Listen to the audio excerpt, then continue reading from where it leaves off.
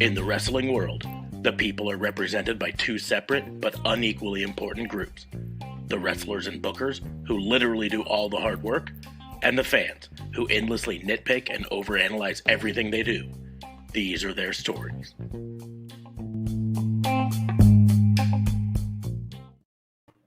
Welcome to a special 4th of July edition on the 5th of July of the Wrestling Booking Unit. I am your host, Detective Mark Smarks, and I am joined, as always, by my partners in crime fighting. Starting off, District Attorney Vincent Kayfabe. What's going on, man? How are you? I don't get to rock any merch tonight. I haven't slayed any Loch Ness monsters for the right to carry around merch, and so I don't have merch, and but I am excited. We have a couple of special guests tonight, and so that's exciting. Maybe we move to Mondays more often if we have special guests. Maybe if we can get these special guests. We also will be joined by JLB, but he apparently was too caught up in some other sport. I think it's called hockey or something like that, and so he's running a little bit late. It's July. There's no ice anywhere. Yeah, why would anyone play that sport in July? Stupid.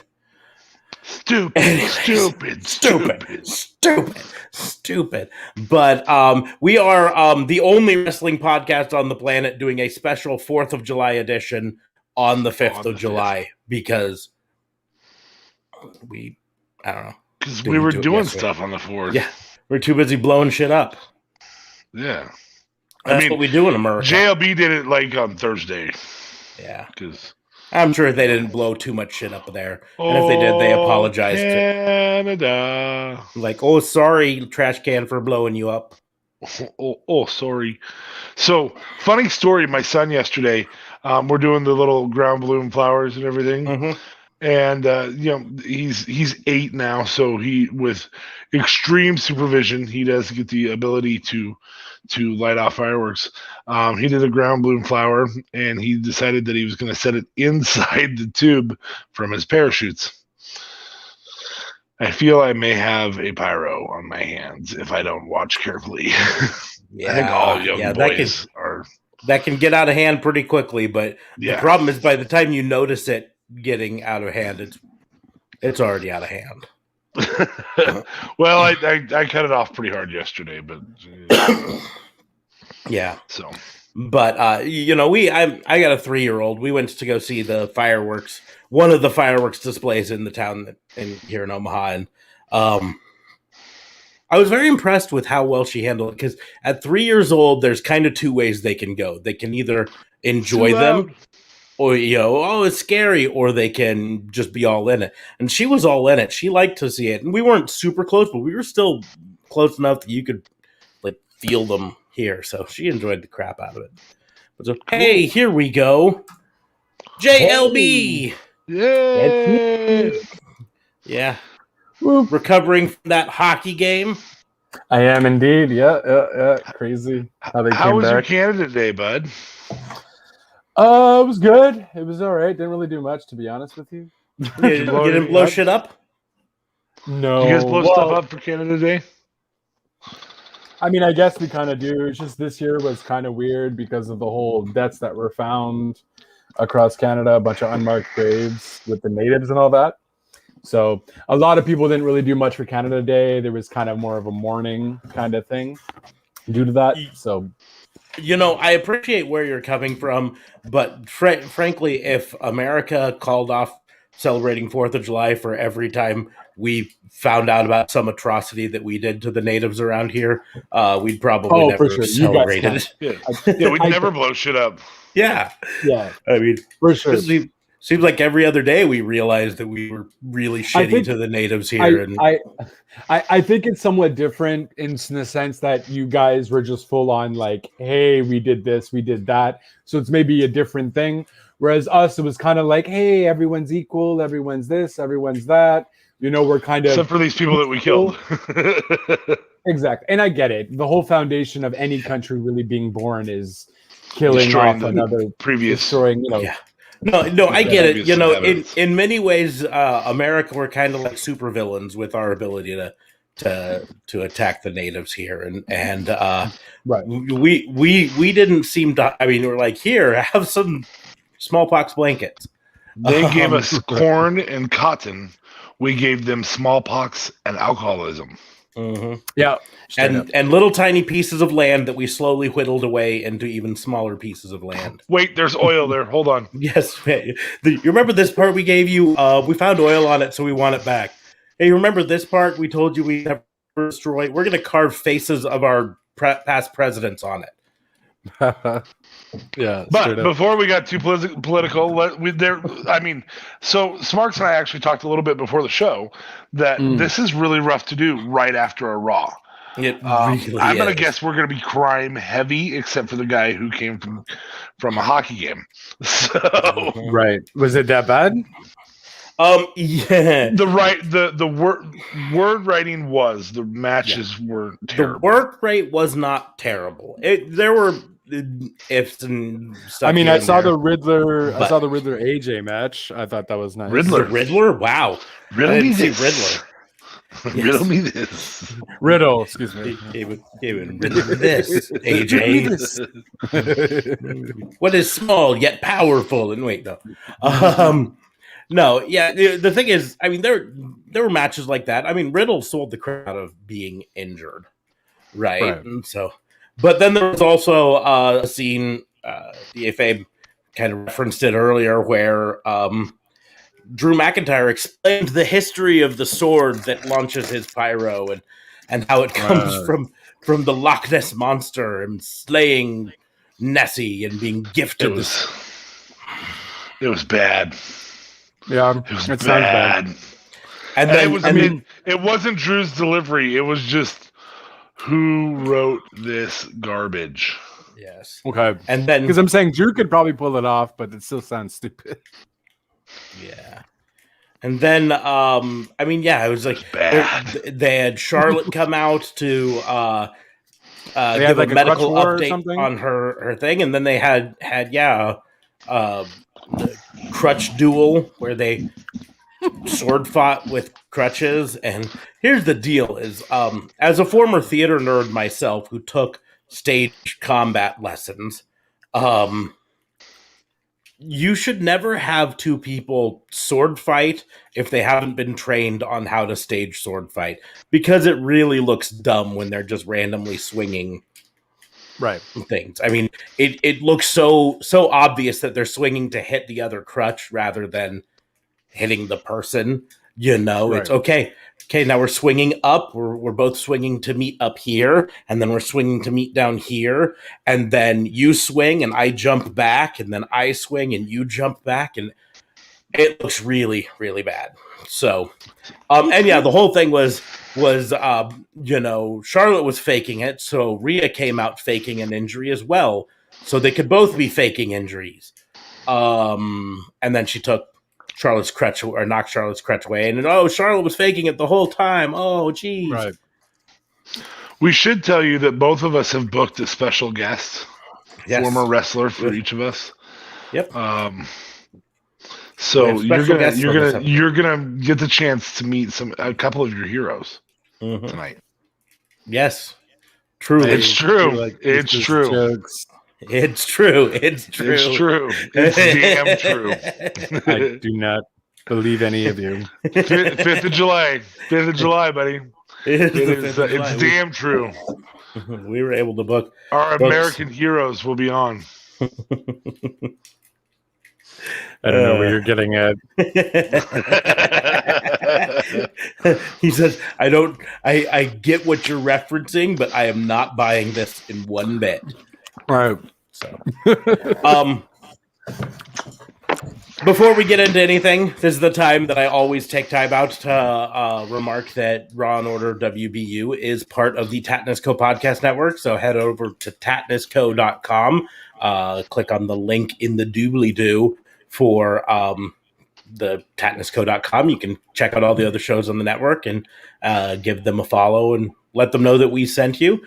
There's also going to be, wherever you're watching this, whether you're watching our special 5th of July live stream on YouTube or Facebook, or listening to us on a regular podcast platform, whatever, make sure to subscribe to it, click the like, share button, share it with your friends. If you're on social media is watching our live stream or the replay of it, click that like button next to it because it helps the algorithm there. Give us that thumbs up. And you can follow us on all the social media. I'm at Raw and Order WBU. We'll go over all of the social medias later. Yep, it's gonna. Yeah, there it is. Yeah, well, it's I mean, you can't see it all. We'll switch to this layout. There we go. There it is. The whole thing right there. I'm never gonna get used to this. Yeah, it goes backwards.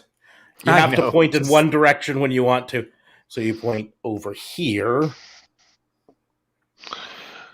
In that way. That way. Yeah. That way. Damn it. Nope, not doing it. Let's move on. But we will go ahead and move on to the actual crimes today. And I always open it up for the others to volunteer to go first if they'd like to. I'm ready to start my crime if they'd rather me go first, though.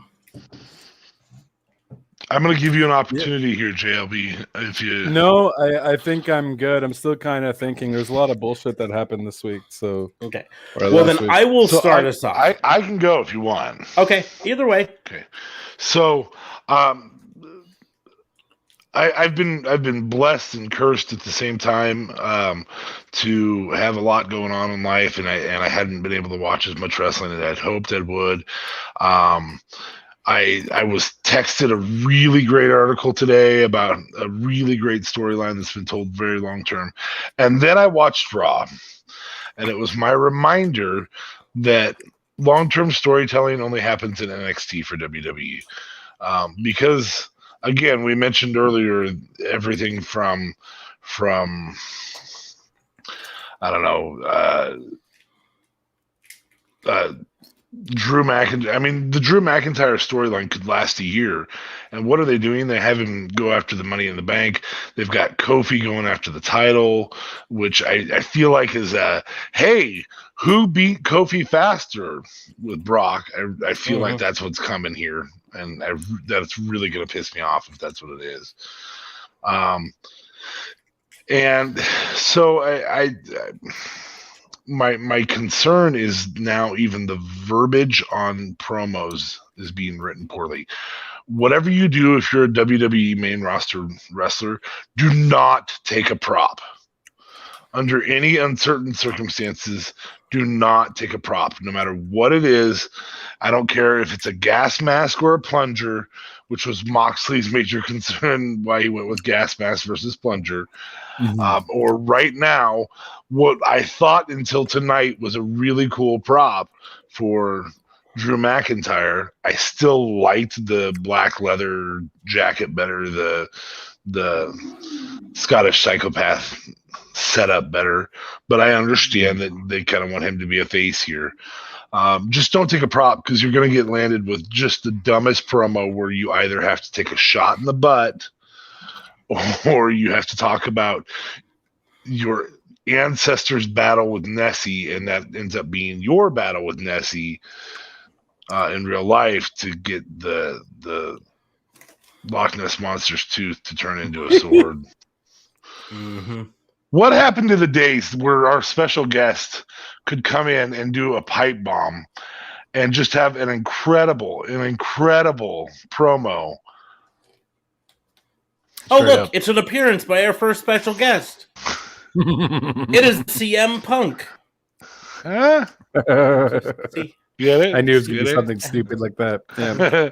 There's another one coming, bud. So I have a medal somewhere? No. It's damn true. It's going to be... All I can say is that when you get an opportunity to be on Raw and Order, the cream rises to the top, buddy.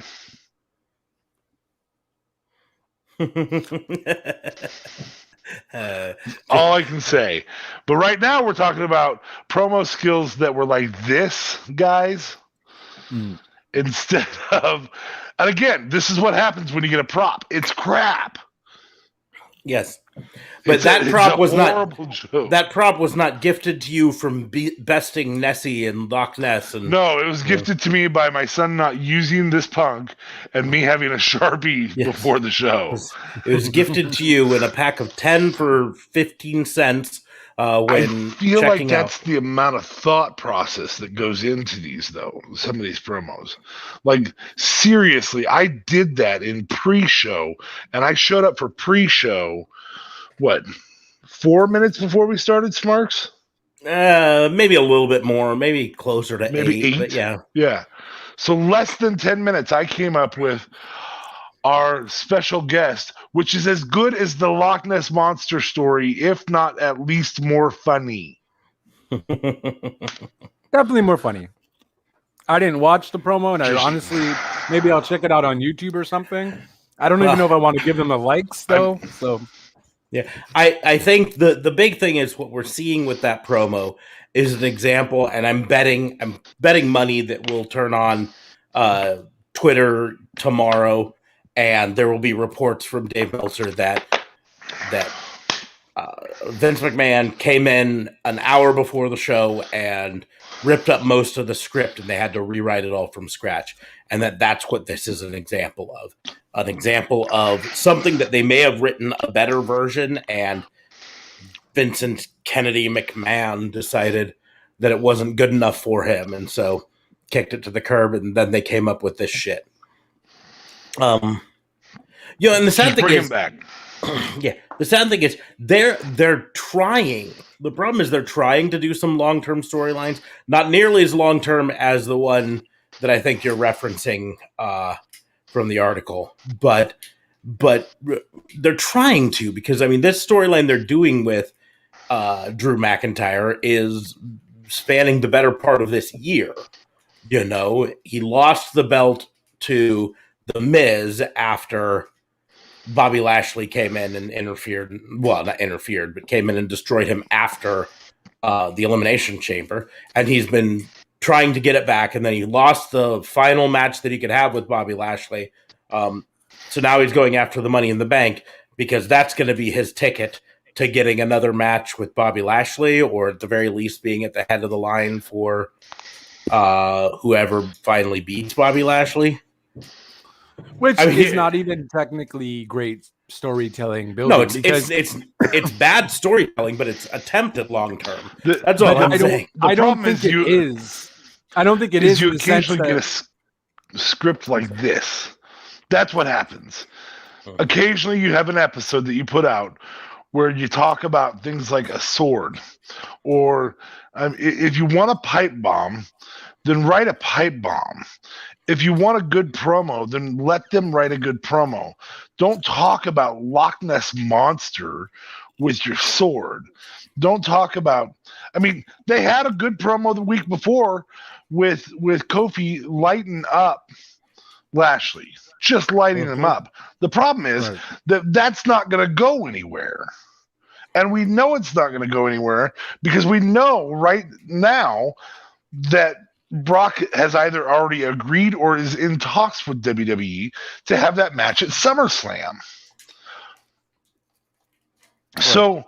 So either have better kayfabe where you're holding on to your information better, which is going to be impossible under the current circumstances, or write the shit better. Yeah. And that's kind of what I was getting at. They're trying to do some long-term storytelling. The Charlotte versus Rhea, that's happened over the course of the last 2 pay-per-views now. You know, really, that one's a year and a half. And it goes back all the way to last year's WrestleMania. You know, so they have to connect the thread. But the writing of it is shitty, and that's the problem. Is they're attempting to do long-term storytelling without investing in the long-term storytelling, and that's where the problem is. And I'm sure we'll talk later about the focus of the article we talked about, because that's a good example of long-term storytelling, and whether they 100% planned it that way or not, there's every chance that they lucked into some parts of this storytelling. I doubt it, because it seems so cohesive through the entirety of that story. but there's a chance that some of it wasn't exactly planned, but happened by accident. Well, there's at least one part of it that seemingly happened by accident. COVID for sure was by accident. Well, COVID was for sure by accident, and then Brody Lee's death was by accident. Brody Lee's death, yes. So to tell the story, long-term storytelling is the Hangman Page story in AEW. How it's been literally 2 years in the making. It's been since the start of the company. Hangman Page lost the first match for the heavyweight belt, the World Championship, to Chris Jericho. And his confidence was broken. And he started drinking. And he started having fallouts with the rest of the Elite. And, and we could go through all the steps on it. I can tell you it's the article. It's not really even so much an article. It's a recap of it that a guy on Twitter put together. And the guy's name, if you can find him, is Chris Brosnahan. So just go to Twitter and look up Chris Brosnahan. You can find it there. But he does this brilliant takedown of the whole thing, right? And it's all about him losing confidence in himself. He gets the tag team with Kenny Omega, and they're the tag team champions for a while, but they have to face off with the Young Bucks. And then FTR gets in there and uses him. Right. And they lose the tag belt, and Kenny Omega turns on him, and his whole world is shaken by this. And then there's a tournament for the number one contender for the World Championship. And the final match in that tournament was Hangman Page versus Kenny Omega. And he can't beat Kenny Omega there. And he loses there. And he's distraught. And he goes into drinking even more. And this is where they luck out a little bit. They had started this program earlier of the Dark Order trying to get Hangman Page to sign. Right. But the luck part, and I don't even want to use the word luck. Luck isn't the right word for it. But the way that unlucky. Yeah, it's unlucky, but it worked out well for the storyline was the unfortunate death of Brody Lee.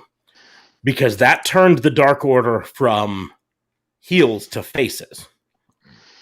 And I even remember after the Brody Lee tribute thing, I said on this very show, they're going to have the Dark Order be faces, at least for the time being, because there's too much goodwill built up towards that. They've got Brody Lee Jr. As -1, their new air quotes leader. They've got all this. They're too much a fan favorite now. They're going to have to be faces for the time being. And because of that, that set up the most recent part of this story, which was the Dark Order coming out last week on Dynamite and issuing a challenge to Kenny Omega in Hangman's stead, right? For Hangman. That was really cool. Yeah. And then after, even Kenny Omega said he wouldn't like you making the challenge for him. And they go backstage and he comes and he goes after him. He's like, why did you say that for me? Well, whatever. What you think I'm afraid to do it?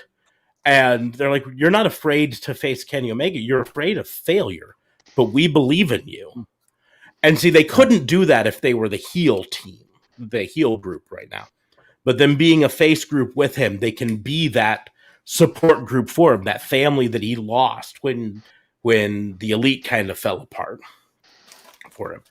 And that's good long-term storytelling that lasted over 2 years now.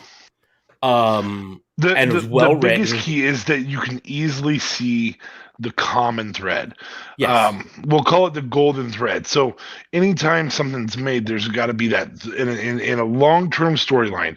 The really good example what I think is the longest running cinematic series in history is the entirety of the Avengers series has these 4 common threads that have to go through all the shows, or at least one of them has to be in all the shows.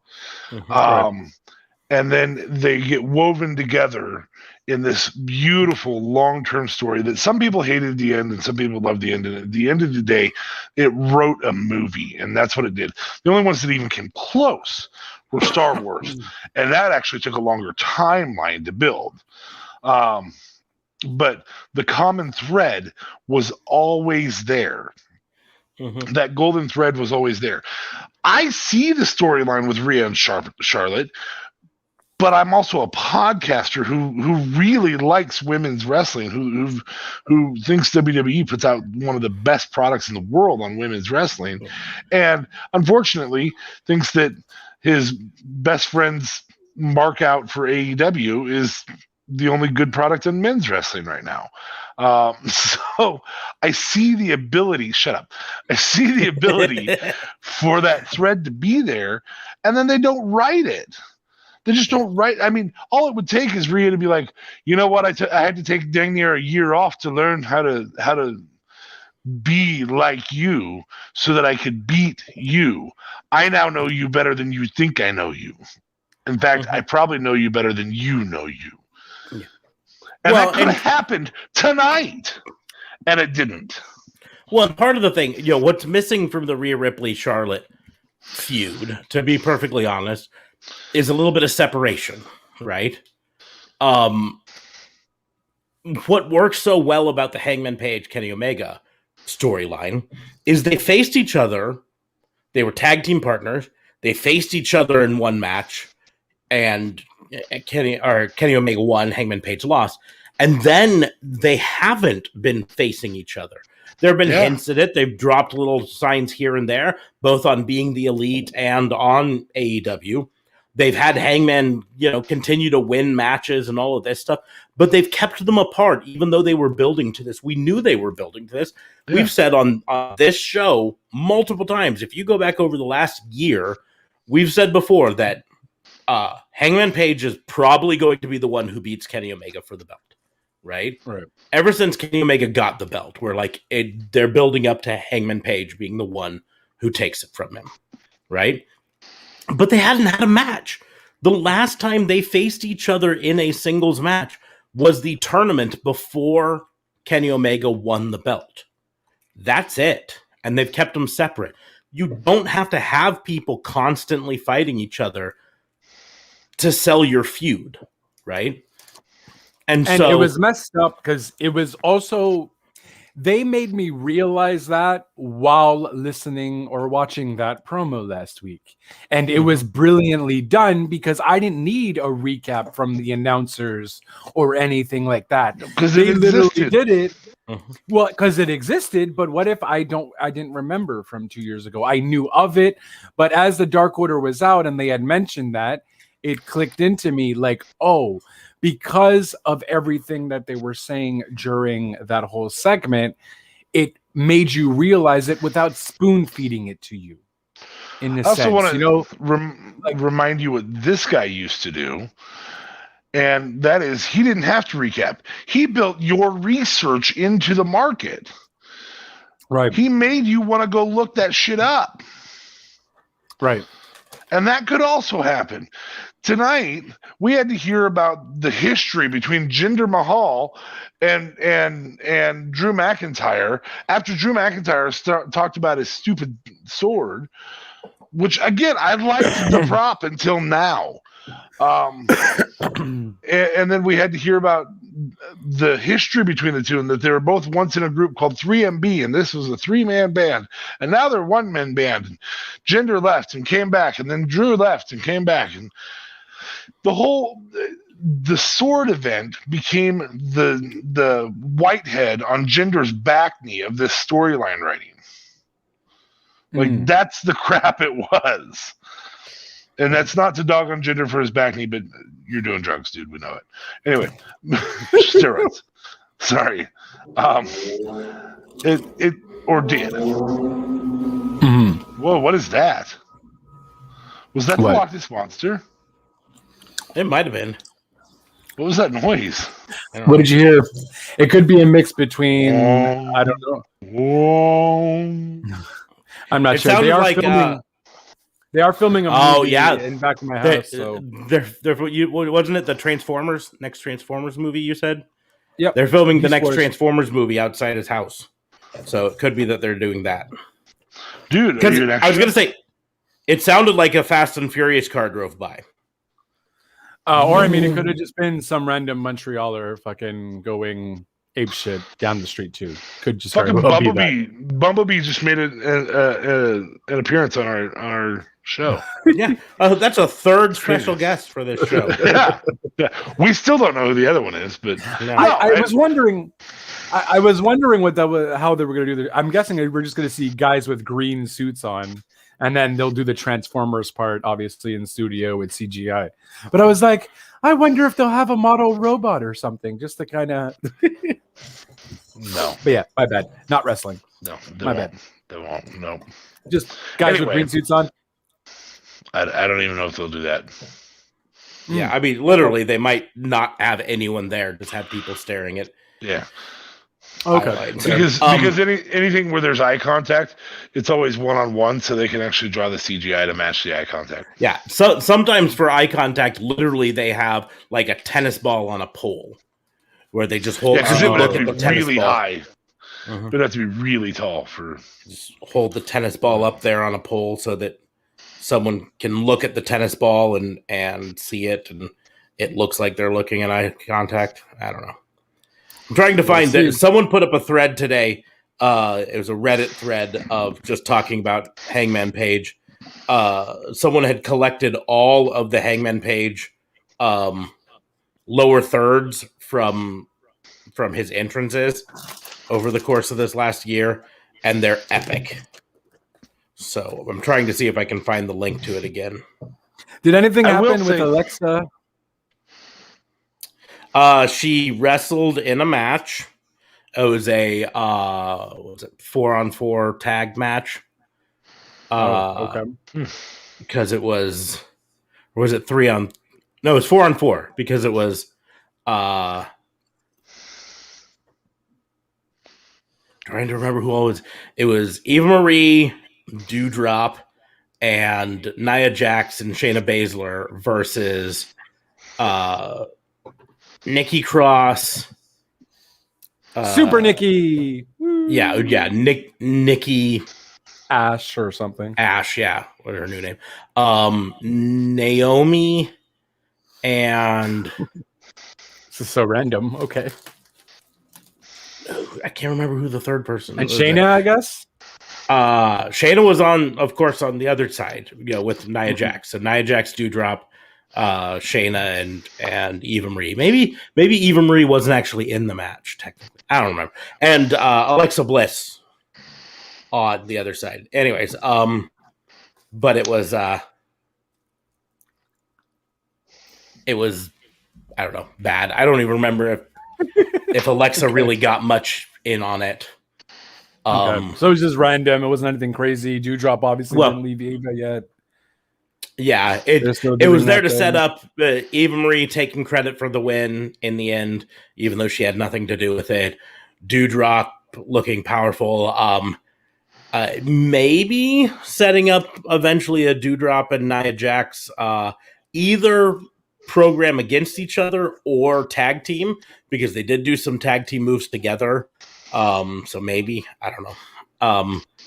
But yeah, that was basically it. It was nothing much there. You bring up a Yeah. really good point though when you say Alexa, because maybe I need to reword that from that golden thread to being right now we're getting a lot of paper yarn. I don't know how else to say this in terms of these threads of these storylines they're telling. And I'd really like to see a good solid chain that goes through some time. Right. Because truthfully told, the Fiend or the Symbiote or whatever the hell they're telling with that storyline in the long run should be that, but it's kind of crumbling on a regular basis. It crumbled at Hell in the Cell. It crumbled at other places. So anyway, that's my crime, is making the thread connect the stories. They're there. Just find a way to connect them in your writing. Yeah. And that's I think, Without like the commentators being the one who's connected. Yeah. like I said, so much of it is, if you're gonna have like Drew McIntyre be chasing the championship, he lost the match. He can't face Bobby Lashley now. Now he's going to go after Money in the Bank or whatever. That's fine. Whatever. Don't be so overt about it. Have it be something else. This is the time to keep them separate so that you can then later come back to bringing them together. Right? Yeah. Right. You could even have a feud with Jinder. I'd be okay with that. Yeah, that's the deal. Is have him go off with this feud. Have him go off with a couple other feuds. Just all he has to do is every once in a while in a promo say, listen, I've still got my eyes on that championship. That's it. Right? I still haven't forgiven or forgotten what Bobby Lashley did to me. That's it. That's all you have to do. I actually have high hopes for the feud because Jinder stole the sword tonight. It's going to be stupid. It's going to be poorly written. But I have high hopes for it. But I was one of the few people who actually enjoyed Jinder's run because he was so hated as a heel and it was genuine heat. People were like, you shouldn't fucking be a champion. So... No, he was good. He just got kind of, I don't know, just stale. I don't know if I'd call him good. Yeah, I don't know if I'd call him good. But it wasn't, I don't know. Yeah. Randy Orton, you also get to forever be known as the guy who lost to Jinder for the title. Randy's fine with that. Well, who knows where Randy is? Wherever you are. Love you, bro. That I saw. Yeah, I was like, bro, he's not dead. He's not dead. Not dead, Red Riddle. But so we're gonna go ahead and close that book and move on to the next crime. Do you want to go, JLB? You want me to go? I guess I'll go. Okay. So it's hard for me to kind of. The only thing that's really popping in my head right now is the fact that, okay, yes, we got Zelina Vega show up on SmackDown. I was semi-excited. I was like, oh, Zelina's back. And then I instantly got disappointed. Like, Zelina, why did you decide to come back? I'm guessing this contract was done even before Aleister left, and it was set in stone sort of deal. No.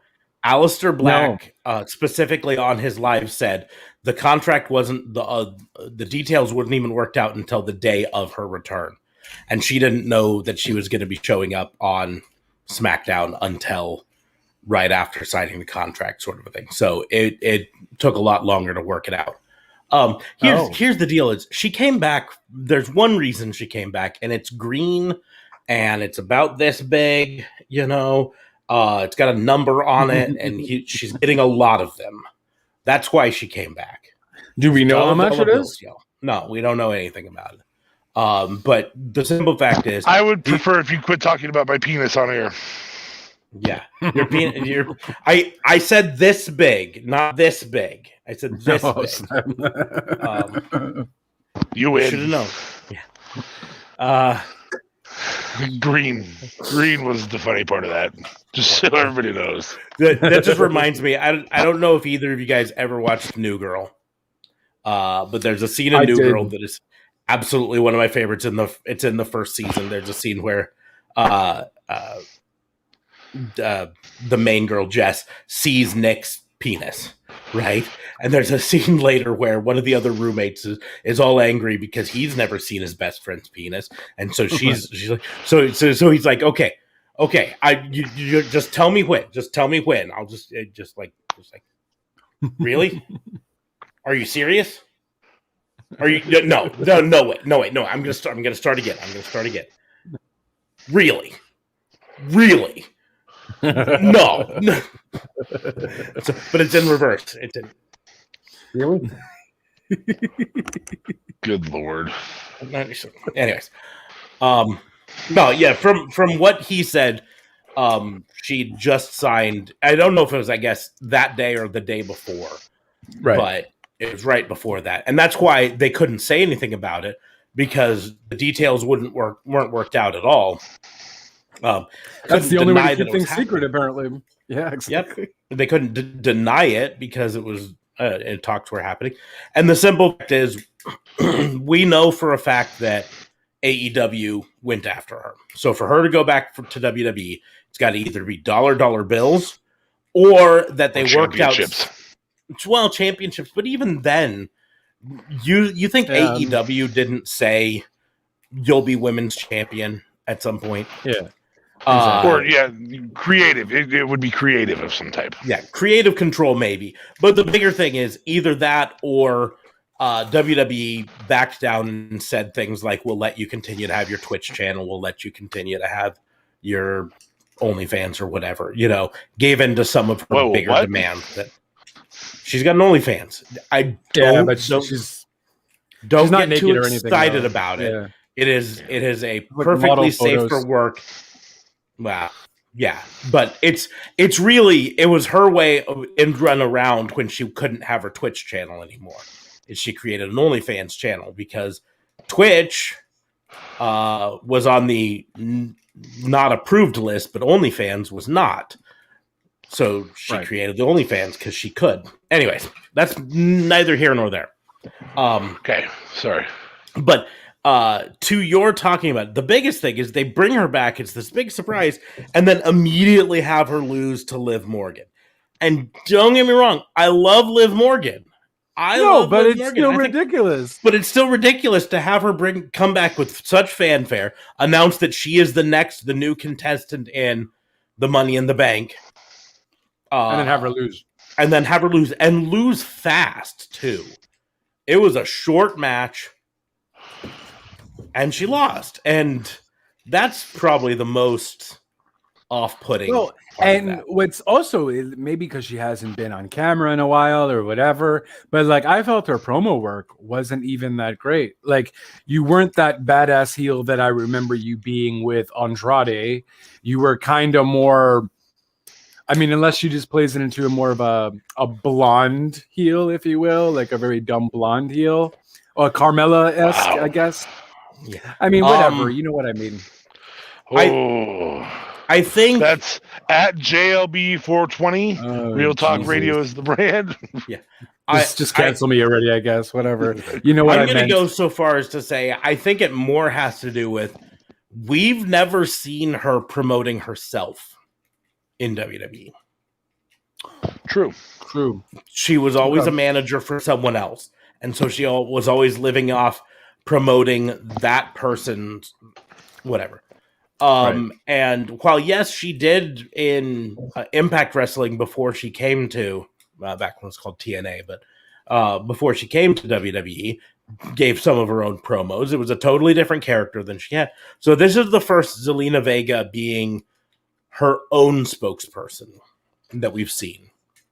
As an AEW mark, I'll be the first to admit that. I'm sad that she didn't come to AEW.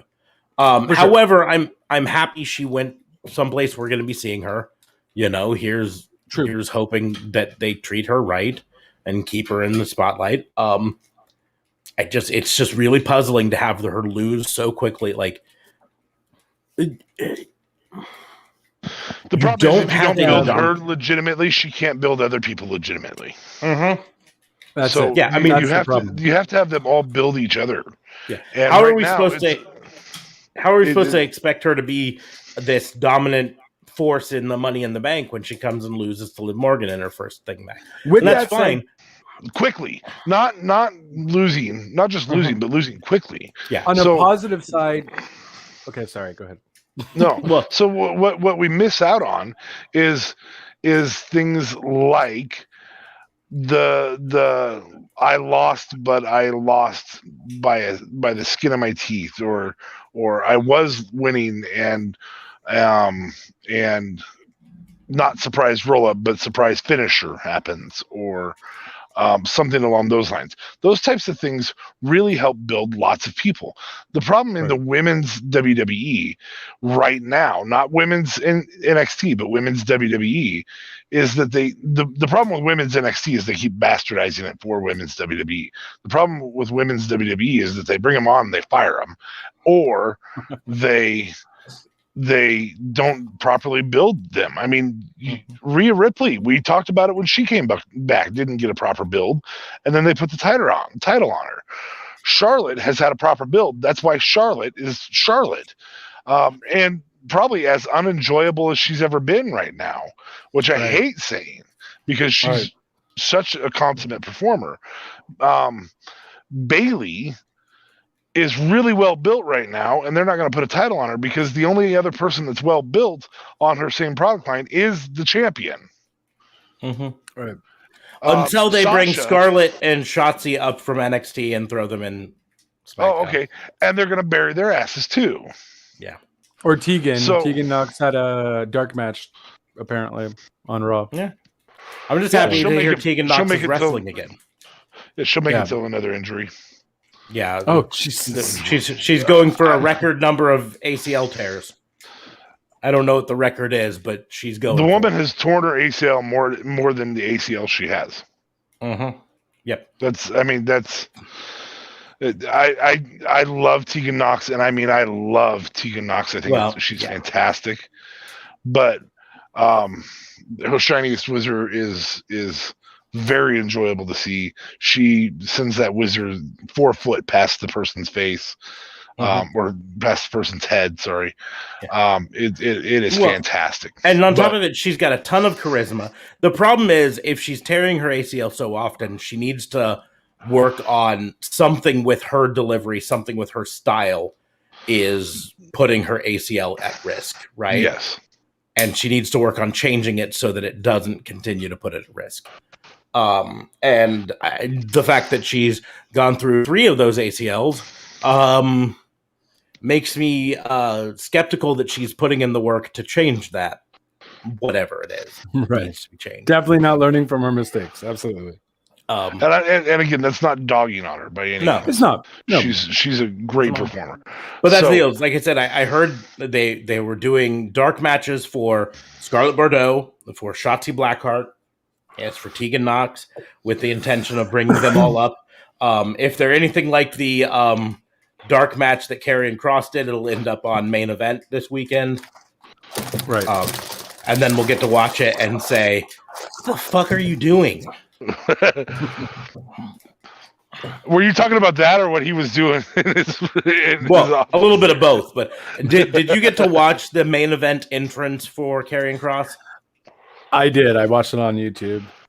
That was very boring and dull. I'm like, bro, you really need that smoke and your it looked like valet Wish.com Karrion Kross. It's like, you ordered it from Wish.com and here it showed up. Because he comes in and he, no Scarlett Bordeaux because they're going to separate them, which is fine. Scarlett Bordeaux is a talented enough wrestler on her own that she can do that. But so you can have them together, and still you 100% have them be talented. Exactly. She can even do the same entrance for her. But no, her running around and doing her thing. No smoke. No extra lights, flashy lights, and all that stuff. It's just he came walking in, walked down to the ring, did his little poses in the ring, and he looked like, no name jobber number 3. I feel like his promo skills aren't that great, though, right? And I think that's maybe one of you shut your damn mouth. I love his promo skills. I've loved his promo skills since his Impact Wrestling. Yeah, days. this is the second time you said that very, very wrong statement. Yeah. You just don't have the Karrion Kross love, and we get it. That's fine. All right. I mean, doesn't he just kind of just yell and act stupid? Like, no, I'm sorry. Wow. I mean, I don't remember Scarlett. Again, that's at Real Talk Radio 8. Yeah. Thank you. But send me all the hate. I'll take it all, and then I'll hate you for it. Because that's what I do. But yeah, no, I don't know what they're doing with Zelina Vega. And I mean, maybe they're setting up a storyline over the next 2 weeks where Zelina Vega is in the Money in the Bank and Liv Morgan isn't. And Liv Morgan starts to say, well, I beat her twice or 3 times or whatever. Why am I not in the Money in the Bank? Or I don't know. Maybe they're building a storyline out of that. But I mean, essentially, I guess the long-term storyline that I've really kind of noticed they've been building, which I guess isn't really that long, is the whole Omos and Viking Raiders thing happening. Clearly, they're doing something with that, and that's kind of whatever. They haven't made it too stupid yet. And the Liv Morgan thing. Liv Morgan doing that is pretty good. She's standing up for herself. But I feel like, once again, like WWE fashion, they're just going to just ruin it by just making her do the same thing every week for the next 2 months. It's not going to be a Money in the Bank situation. It's just going to be like, well, I want to challenge you for that briefcase and blah, blah, blah. Yeah. Like, I don't know. I'm going to go out on a limb, and I'm going to say this right now. I hope I'm wrong with this prediction. I really do, but I think Liv Morgan is fired within the next 6 months. They don't have anything for her. They don't know what to do with her. They don't have an idea. They've already fired all of her tag team partners. And her ex-girlfriend. And her boyfriend, her live-in boyfriend, Bo Dallas. Her real-life boyfriend, yeah. Oh, snap. Bo Dallas. Her ex-girlfriend was Lana. Yes. Duh. Right. But like, almost everyone who's been in a major program with her as a ally or as a foe is no longer with the company. And they just don't know what to do with her. And she's super talented, but they literally don't know what to do with her. And to give an example, they brought her back before the Lana storyline. Remember, she was brought back with a new persona, this new and improved Liv. And it lasted 2 months? And then she's basically back to the old Liv and back with the Ruby Riot Squad back together again. And so now she's 180'd back to that old persona. And then they pull the Riot Squad rug out from under her. And now she's like, and that's the thing. Is I hope I'm wrong because I don't want her to be out of work. I think she's a phenomenal talent and deserves a spot. But WWE doesn't know what to do with her. And then add in the fact that they're probably bringing Scarlett Bordeaux up, probably bringing Shotzi Blackheart up, probably bringing Tegan Nox up. At least 2 of those are going to end up on the SmackDown roster. Yeah, but then you'll just end up making them lose to the female version of Lucha House Party because that's what T-Bar and Mace just lost to on Raw that I saw. And I'm like, what? Like, I love me my Grand Metalik, okay? I love them in 205 Live. I thought he was dope. I still think he's phenomenal talent, but I am sorry. He's garbage on Raw. They've clearly have not been doing anything since they started on Raw. But then you go and lose to T-Bar. You go and win against T-Bar and Mace. What are you doing? I just want to point out that Lucha House Party has been in WWE for 5 years now? 6 years now, and I only just tonight found out that Lince Dorada means golden links. Well, that's just they said it. Oh, they said it. They said it on commentary, and I'm like, well, that I guess makes a ton of sense now. Why he's wearing a cat mask. Sure would have been nice for them to have explained this a couple years ago. I got to be frank with you. They might have just never asked him. And then they randomly did. And like, oh, we can use this. Oh, golden links? Wow. Why didn't you tell us this years ago? Like, I did. You never asked, though. I did. Oh, man. T-Bar is showed up in my Chevy. T-Bar is Dominik Dijakovic, right? Yes. Right? How? Like, he was such phenomenal talent in NXT. The problem is WWE missed their opportunity. When they disbanded Retribution, they had an opportunity for Dijakovic and Dio Madden, and they still have the opportunity with Mia Yim and Shane Thorne to have them show up under their regular names and just wrestle under their regular names, right? And totally Ali is getting a bigger push facing Mansoor. But my point is then you just drop the Retribution. The Retribution gimmick failed miserably. You drop it and you drop all reference and you pretend like these people weren't ever part of it. These are all new people just called up from NXT. And roll on with it. But they decided to continue with the same characters, Mace and T-Bar, And so it all comes down to if Mia Yim shows up and they still call her Reckoning, I'm going to roll my eyes all the way to the back of my head and then around back to the front. That's how far I'm going to roll my eyes. You better make it a TikTok because I want to see this happen. I'm going to try my hardest. It better be like Taker or No Bueno. But I used to be able to do the Taker. Rest in peace. I mean, can do the Taker dainty walk up the stairs though if I wear a coat. I'm a lovely dainty princess. I'm a princess. The stairs.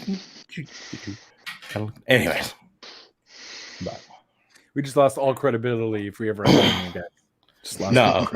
No, I've mentioned the dainty princess Undertaker. It takes me out of it every time he would come in. He'd have this badass interest, and then he'd get to the ring steps, and he grabs his little coat with his two little fingers, and he pulls it up like this to walk up the steps like a little dainty princess.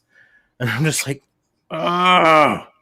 And again, that's at Officer Mark Smarks or at Raw and Order WBU. If you go after Officer Mark Smarks, you're not going to get anything. No. But at Raw and Order WBU, that will be your direct link to Mark Smarks. Oh yeah, come at me with this. Come on, Mark. Come at me, bro. Come at me. Mark Calloway. Yeah. He wants a tombstone. Mark Calloway. Face in your crotch while you do the tombstone. But anyways, is that the entirety of your crime? I guess Zelina? Honestly, I felt like I had something crazier because I felt like there was a much more stupider thing that happened last week. But because SmackDown, I guess, was the most recent thing I've saw WWE related, I went with that. But I guess for now, maybe I might have a misdemeanor or something if I remember what it was. Well, we'll go ahead and move on to my crime. Wait, before you do that, AEW goes to Mars to get more candy bars. WWE goes to Jupiter to get more Stupider. You're the one who said stupider, and every time I hear the word stupider, I just think of that little joke from when we were kids. So that's all I got. My crime's actually going to be a positive crime. Woo! This is going to be. I'm choosing. Clearly, it's not AEW. It's clearly AEW related. It's not related to AEW, but it's not directly AEW. My crime is celebrating the end of pandemic era wrestling. Okay. Today's Raw is the last Raw to take place in the Thunderdome. Oh snap! Okay. From now on, they're going to be with live crowds back on tour again. Last week's Dynamite was the last Dynamite to take place in the COVID Daily Center. This week's Dynamite is live on tour again. Nice. Right. We are officially done with the main two pandemic era. I don't know if Impact's still doing it from the Impact Zone in Nashville. They might be. I don't know. Were they even touring before? No, they were touring some, but they had a setup. I want to say it was in Florida. That like it's a studio or something. That was a studio, but they had crowds come in and everything. And their Impact Pandemic one was no crowds. So I'm hoping they're going back to crowds there.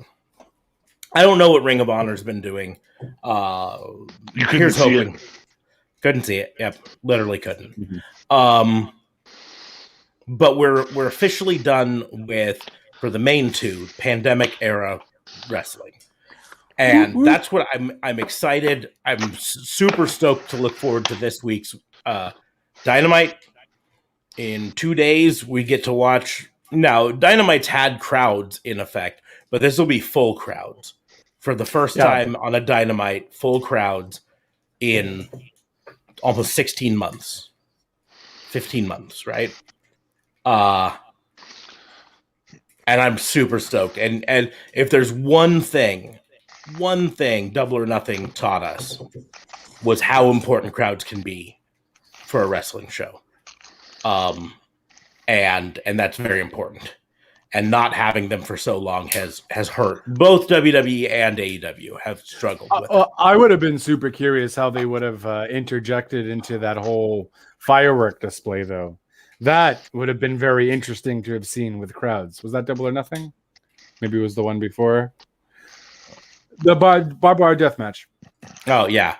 That would have been uber interesting to see with the crowd. It would have been very interesting to see how they would have done it before.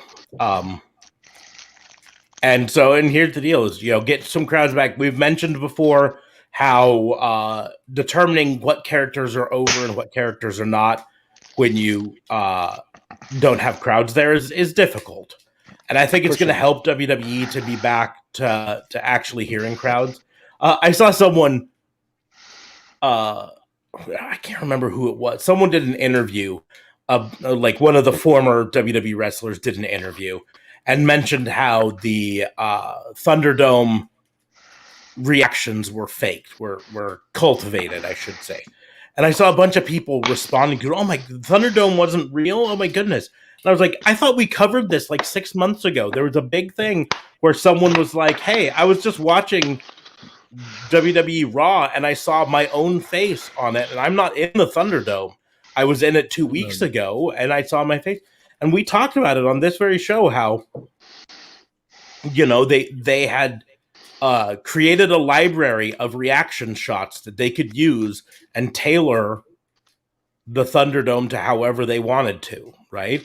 And so if they had a match with a bunch of faces in there and they wanted the crowd to look really hyped up for the faces, they could choose from this library of, these are a bunch of face reaction shots that we can use.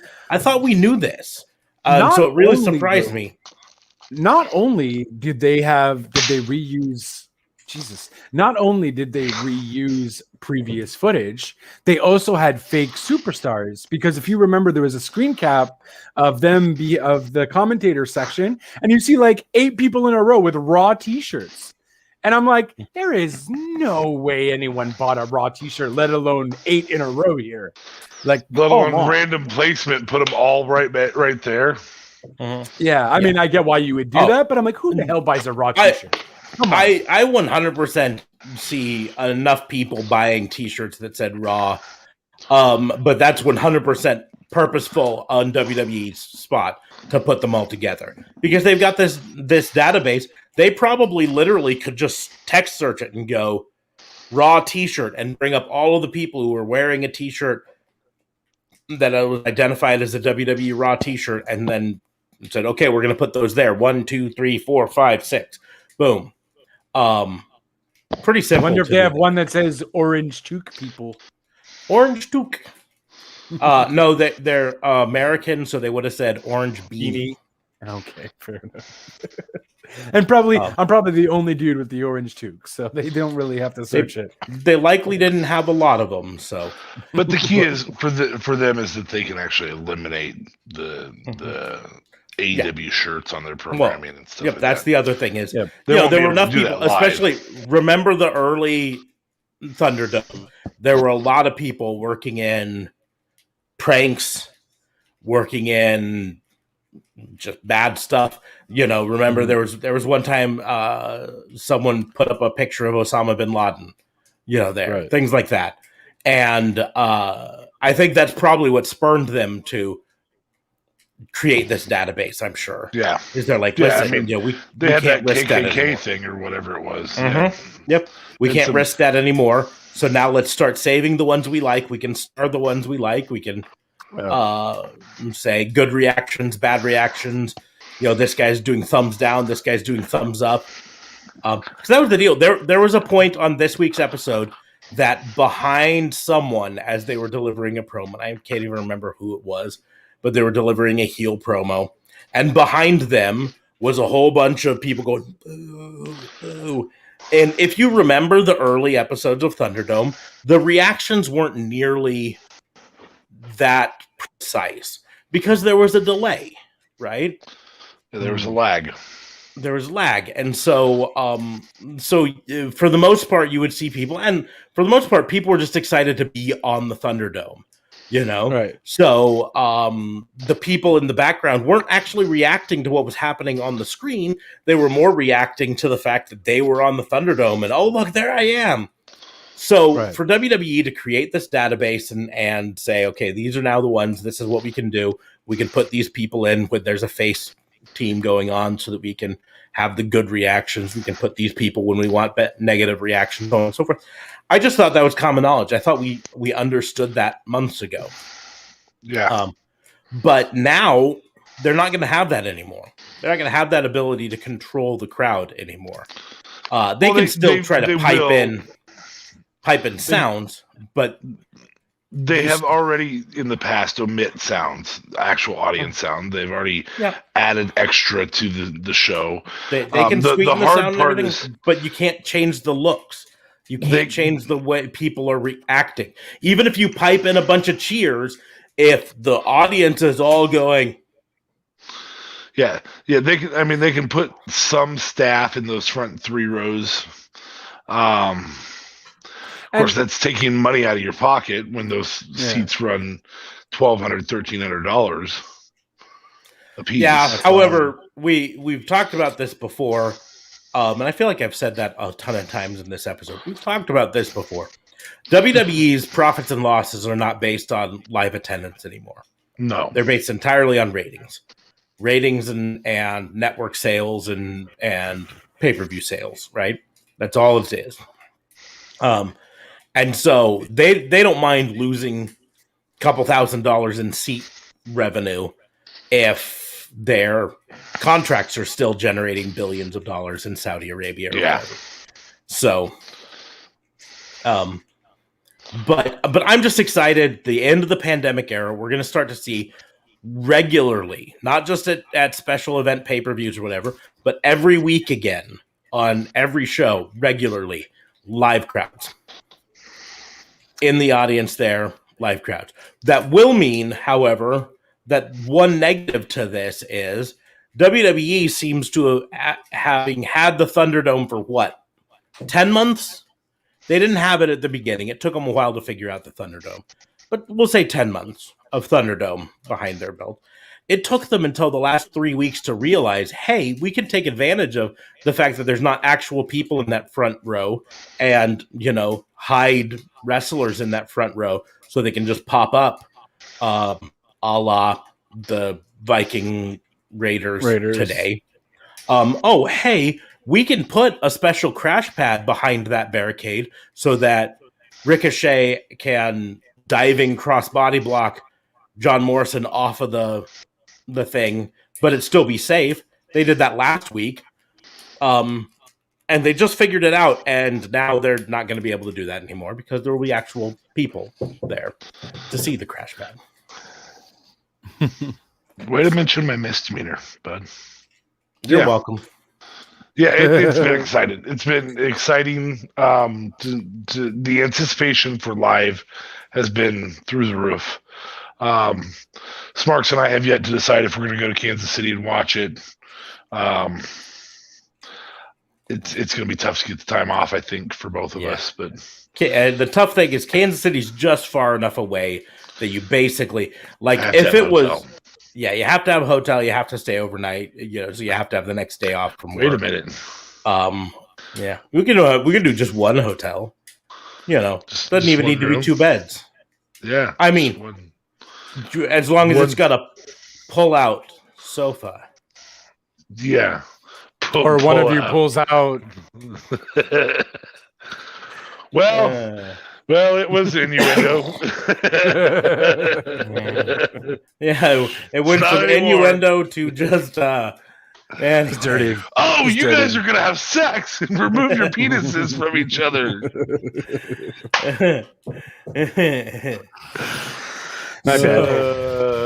Smarks is married, and I was. So it's just far enough away because from either of us, if we were to just drive directly to Kansas City, it's a solid 5 hours or so. All I'm saying is if we're taking vacation time to do it, we're going to go to Denver because that one's just as far and it's a little farther for you, but a little farther for me. Definitely better vacation destination than Kansas City. Yeah. Definitely. And so, we're like, And there's part of me, because remember, there was a Raw/SmackDown scheduled for here in Omaha right before the pandemic. That we just started. waiting for. And there's part of me that's like, they're probably going to bring that one, like reschedule that one at some point, right? Yeah. But again, I say Raw/SmackDown because originally it was a SmackDown. Yeah. And then it was a Raw. It got postponed to a Raw reschedule, and then it got canceled eventually. So who knows? But I find it odd that JLB had to leave the podcast right after we talked about us doing dirty things in a hotel room together. Yeah, he's like, I can't take this. They're not including me. He's still here audio, so everybody knows he's not like actually gone. Yeah. I don't know if he can hear us though. I think he took his headset off. No, my bad. What's up? No, we were just discussing what we would do with you in a hotel room. Oh Jesus! All kinds of fun. Anyway, my gosh. So I'm excited to end the pandemic era. I'm excited to see real crowds again starting this week. I don't know if SmackDown's still going to be in the Thunderdome. NXT is going to be. I think they maybe might start off slow. One thing I'm really excited because one of the best monologues I think that happened once the pandemic hit was that first opening show in AEW with Cody Rhodes. Oh my God, dude, that I still remember that promo verbatim. I thought it was so epic. So I'm hoping they do something just kind of as epic to open up this week's Dynamite, because obviously you could have the crowd going crazy too and all that. But man, that promo was just phenomenal. Time out. You know what I mean? It was okay. You remember the promo verbatim, but you don't remember the person who spoke its name verbatim? What do you mean? Cody Rhodes. That's not what you said. Yeah, I did. I did not say Rose. One job. You think I always say it now. Back it up. Rhodes. Go ahead and hit the rewind button. Why don't you go after yourself? Tell you what, let's just see what our special guest has to say. Did he say Cody Rose? Nope. I think we're having a little bit of problem with the audio from the Macho Cam. So we'll try and get back to him. We'll check back in. We'll check back in with the Macho Cam later. The special guest, the Macho Cam. That's epic. That's actually pretty cool. I was not expecting you guys to be that creative. You do not know how long it took me to set that up before the show. Yeah, he put some effort in. I had a Sharpie. Yeah, I got to bring it up just one more time so people can truly appreciate the Macho Cam. He's wearing red, white, and blue. Ooh, yeah. Yeah. The cream rises to the top. Mm-hmm. Yeah. You're gonna go live audiences. He's so 4th of July. He's got the really red, is. white, and blue. Yep. No, well done. That was very creative. Well played. I love that it's Macho Cam. I really think you should leave it up and just randomly change it out for Ed Sting or something to show up. Yeah. I literally have thought about making it a permanent thing. I just have to find a better place to set it up because I'm gonna go behind the scenes. That background is actually a Kleenex box. And it's literally right next to me. Wait, that's not a way to give away the secret. Yeah, way to give away the secret. Right it's not a reincarnated Macho Man. No. And so I have to find a better place to put it where I can set it up because I got John Cena there. I was originally going to do John Cena because he's got the U.S. Championship. You know, the interesting thing is you could do John Cena and just not have anybody there. Yeah. Because I couldn't see it. Yeah. You can't see nobody. Just getting but I got John Cena. I've got both Sting and Finn Balor. I could do in the same size as that. But then I've also got the Funko Pops with Sting, Diesel, Finn Funko Balor. Pops would be cool. Yeah. So I could do those, and then of course behind me over here, I've got Jeff Hardy, and then Edge, and then Lita, and then that's Booker T, and then there's Kenny Omega, and you can't really see Darby Allin there, and then Orange Cassidy there, and then down there I've got there's a Roman Reigns over there. There's a another John Cena. There's a Finn Balor. There's Brock Lesnar. There's Goldust. So I've got a lot of them, and then I got El Jefe up there, the luchador.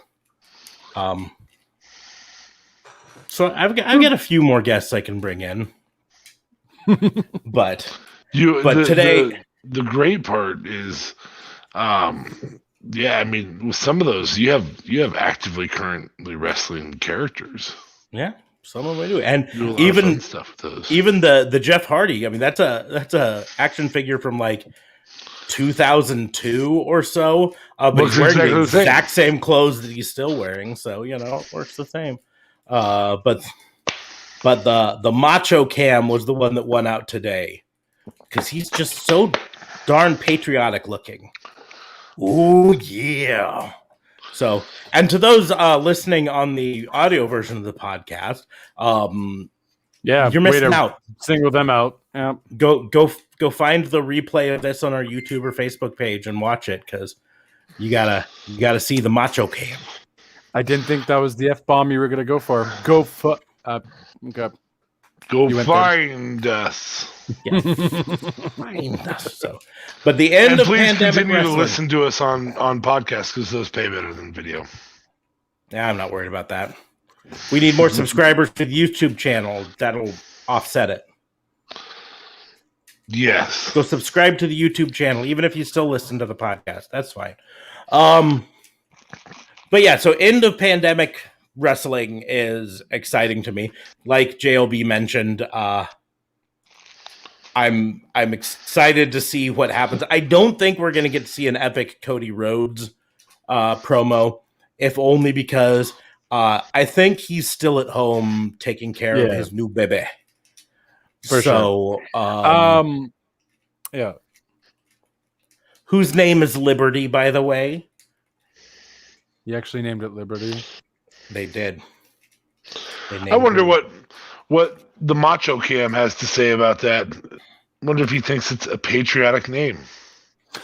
Oh yeah, brother.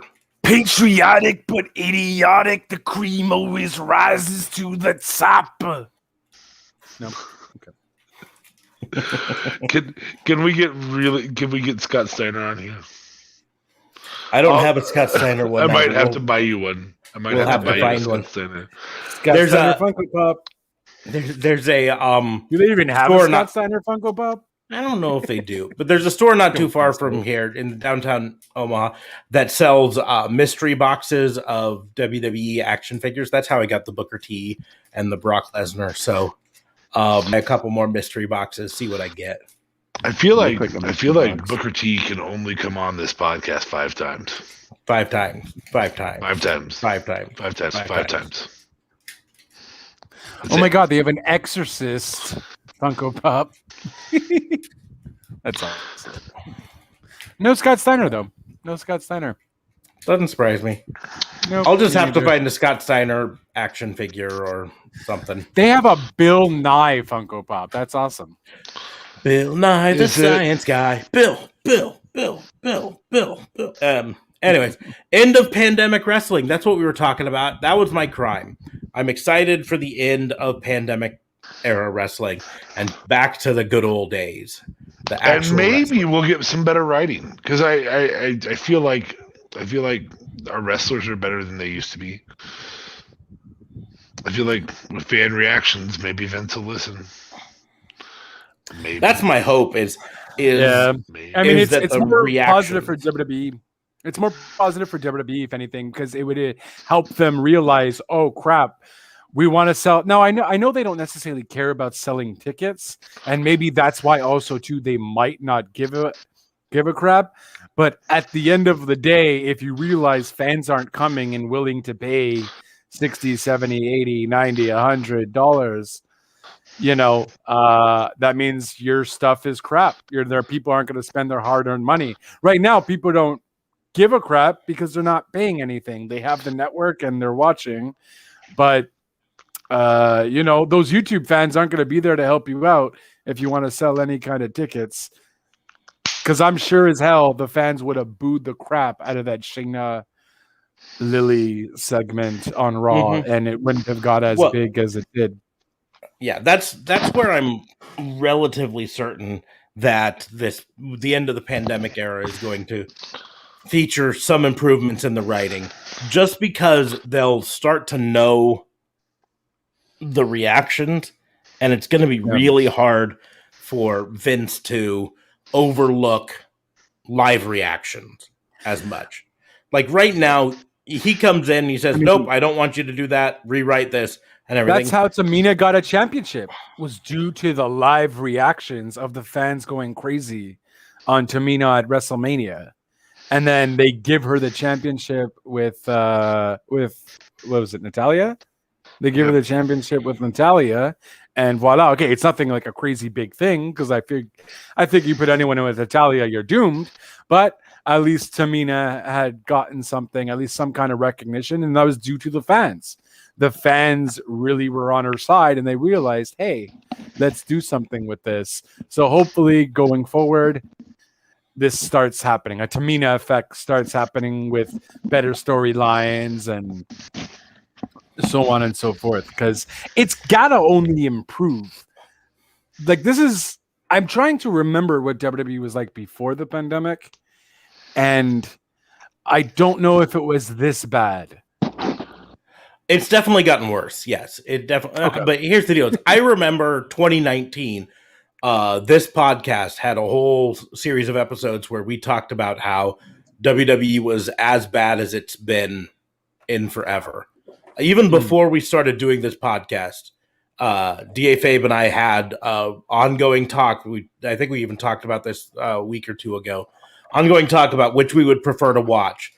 2000 era WCW or 1999 era WWE, and we really couldn't say for certain WWE, right? But it's gotten worse since then, and that's part of the problem. But like again, I think a lot of it is that Vince just doesn't know what the fans want. Never has really known. He's relied so much on fan reaction to understand it. And without having fans there to react, he doesn't know. And, you could talk about fans' reaction on Twitter or Facebook or YouTube all you want, but in the end, Vince doesn't watch those.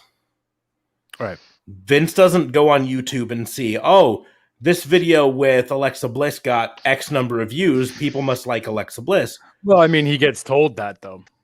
He gets told it, but it's one thing to be told something. It's another thing to witness it, right? When you're sitting in gorilla position, you can't ignore the reaction of the crowds, but you can ignore what people say is happening online, you know? So, but I'm just excited. I'm excited so much for Wednesday night. I think NXT is going to, at least for the time being, continue to be at the Capitol Wrestling Center. So that's going to be. So, but they've had guys crowds not have to there. wear masks anymore. Then, there was never nationwide mask mandates. Each state would do some. I'm pretty sure almost every state now has lifted any mask mandates that they had. Oh, really? But some regions have continued. Like, the state of Nebraska lifted their mask mandate like 4 months ago, but the city that I lived in continued it until last month.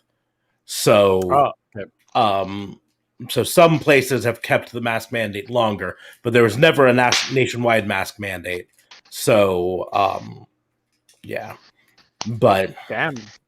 And I'm only getting my second vaccination technically in 3 weeks. And I think we're still going to have to wear masks for a hot minute, though. So, but you guys have been ahead of the game for a while. So we did better on initial vaccination than a lot of other places. We've slowed down significantly. A lot. Because I want to say it was like 3 weeks ago we hit 50% of eligible adults had gotten vaccinated, and in the 3 weeks since then, we've only risen to like 55 or maybe 60%. To the top.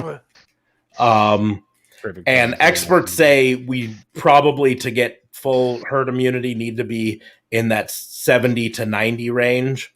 So we've still got a ways to go before. But I mean, we're doing better than we were doing, and frankly, most of the governors said 50% was enough for them, so let's get open. I'm old and fat. I've been vaccinated for a while. I may have been vaccinated. Sure, you're doing the testing. Yeah, I'm in one of the COVID trials, so I might have been vaccinated. I might not. So then, I don't get to know. What if you weren't? Then you'll just eventually get vaccinated. If you when the trial is over, the people who weren't vaccinated will immediately be vaccinated, or offered the vaccine. But you got another 6 months on that, don't you? It depends. I actually suspect, because I go in for my next visit on it on the 19th, and I kind of suspect that they might be winding it down, because I was going weekly at the beginning, and then every other week for a while, and then once a month, and then now it's been 3 months since my last visit. Oh damn! They check in weekly with me to make sure my symptoms aren't showing up or anything, or all that. But I suspect when I go in on the 19th that they're going to say, this trial is over. Would you like the vaccine? And I will say yes, please. And then he can get it for free, like every other American got it for free. Yes. Yeah, I'll get it for free. It was always free for you guys, right? Yes. It was always free. Okay, nice. You can do walk-in vaccines now at Walgreens or Walmart right now. So just walk in and say, I want the vaccine. Now, the more difficult part is if you want the J&J so you only get a shot once. That's a little harder to find. The 8 people who got blood clots kind of ruined that for all the rest of us. Yeah. Never mind the fact that you stand a greater chance of getting a blood clot by flying in a plane for more than 2 hours, or I don't know, just breathing. Yeah. 1 in 8 or 1 in a million got a blood clot. Yeah. Yes. Non-lethal. Well, they got to report it. All of them non-lethal blood clots. Yep. But we got to halt it. Blood clots. Never mind the fact that the birth control that women take on a regular basis has a lot higher of a chance of causing a blood clot. And they didn't pause the rollout of that at all, Anyways, we're gonna move back into the world of professional wrestling and talk about how excited we are to end the pandemic era of wrestling and get back to real wrestling, and how we're hoping to see wrestling come to our areas here soon. Because yes, Kansas City would be a bit farther than I think we're ready to go right now. It's not 100% out. Man. Has there been any Canadian dates? No, huh? I don't think so. No, that. Call Justin, not you. Trudeau. Yes. Oh yeah, that's valid. Borders are still closed. All that. Yeah. Well, I mean, we're allowing hockey players to people from Tampa. Hockey players are coming to Montreal and stuff. So I imagine they could get the okay for that. Some pretty strict regimented testing though in professional sports. Right. So I think this week's SmackDown is still in the Thunderdome. Thunderdome. Sorry, I just felt like that. The Thunder Wonders. Well, let's see. And then we got Money in the Bank at Fort Worth. And then Dallas, Texas for Raw. Cleveland, Ohio for SmackDown. And Pittsburgh crowd's for going to be 100%. That's regional based. There are some places that might still be limiting them in some ways, but most places it's 100% now. Wow, nice. Pittsburgh on the 24th. I'm gonna have to actually look. That's a super show, but because that's gonna be right around the time that AEW is in Pittsburgh, or as they call it, Britsburg. Louisville, Kentucky, Kansas City, Missouri on July 26th for Monday Night Raw. That's also going to be a tough thing because that's the week of my anniversary. So bring your wife with 2 days. Yeah. Yeah. Hey, honey. So much for our shared hotel room, buddy. Yeah. Yeah. Yeah, She you're ain't clearly the joining one in. sleeping in the hallway. Detroit, Michigan. Nobody wants to go fucking there. Chicago, Illinois is a little too far away. It's probably the best halfway point for if we wanted him to go. Mm-hmm. Well, I can't even go now anyway. He would have trouble getting back to Canada. You could go, you just couldn't go back home. Yeah, that's it. You'd have to sneak back across the border. Well, they're technically, I don't think they're doing the whole hotel thing where you have to stay out for like 2 weeks at a hotel. Yeah. I think they kind of paused on that. So they are going to be in Denver for a super show August 22nd. That's non-televised house show. So, but it is a Sunday. So, Little Rock. It's during school, though. Yeah. Ooh, they have scheduled in September some shows in Britain, in the UK. oh well. Ugh. All right, guys, that's it. Newcastle, We're going to London, Cardiff, Glasgow. So, yeah, expect to see Drew Title's going on, McIntyre Drew. win the title in Glasgow. That's when he's going to do it. But it's a Raw, Is you said? that would be after SummerSlam? That would be before SummerSlam. That is, as of right now, I'm going to say before SummerSlam. No, after. SummerSlam's August 21st, and that's not till September 22nd. So it's a month after. So, yeah. So, Drew beats Brock. Or, I'm sorry, Bobby beats Brock and then loses to Drew on a... We're going to have a title change on television. Regular television. I'm down for that. That's We haven't fun. had that in quite a while. Yeah. Let's see. AEW events. Of course, we got Road Rager this week. That was in Kansas City. We'd have to go. Yeah. Fighter Fest in Texas. As far as I know, they're not coming very close to us. Yes, AEW is. Fighter Fest Night 2 the next week in Texas. Fight for the Fallen the next week in Charlotte, North Carolina. In North Carolina. Raise up, take your shirt off, and wave it Then around back your to head. Jacksonville for Dynamite Homecoming. That's a nice name for it. August 11th, they're in Britsburg. So, yeah, it's August 11th, and then on the 13th, that's going to be their first Rampage, I believe, that is in Britsburg. Nice. And then a week and a few days later, WWE is in Britsburg. So then Houston, Texas for Dynamite, Milwaukee, Wisconsin, Chicago, Illinois. They're doing Dynamite, Rampage, and then All Out in September. Wow. Well, they always do All Out in Chicago, no? Wasn't that their yes, thing? but they're doing all three in a row. Is all I'm saying is. That's crazy.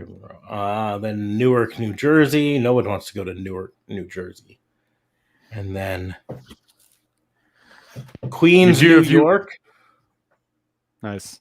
At Arthur Ashe Stadium. They're calling that Dynamite Grand Slam. Then Rochester, New York. Then Philadelphia, PA. Boston, Massachusetts, St. Louis, Missouri. That's closer, but still not close. And that's for a Dynamite, as well as Full Gear. Oh. I feel like Dallas might be closer than St. Louis. And then Dynamite in New Orleans. And Lakefront Arena, I saw a WCW show there back in 2001 when they were shitty. I don't even think it was a Nitro or anything like that. I think it was just a house show, but it was still, anyways. I'm just excited for pandemic era to be over. So we're gonna go ahead and move on to misdemeanors. Who's got a misdemeanor? Because I've got one to start off with, and that's Go ahead. Damn it, JR. You're the reason we can't have nice things. No, I'm still gonna be it. I don't care. He took credit for it. He brought it up and all this stuff.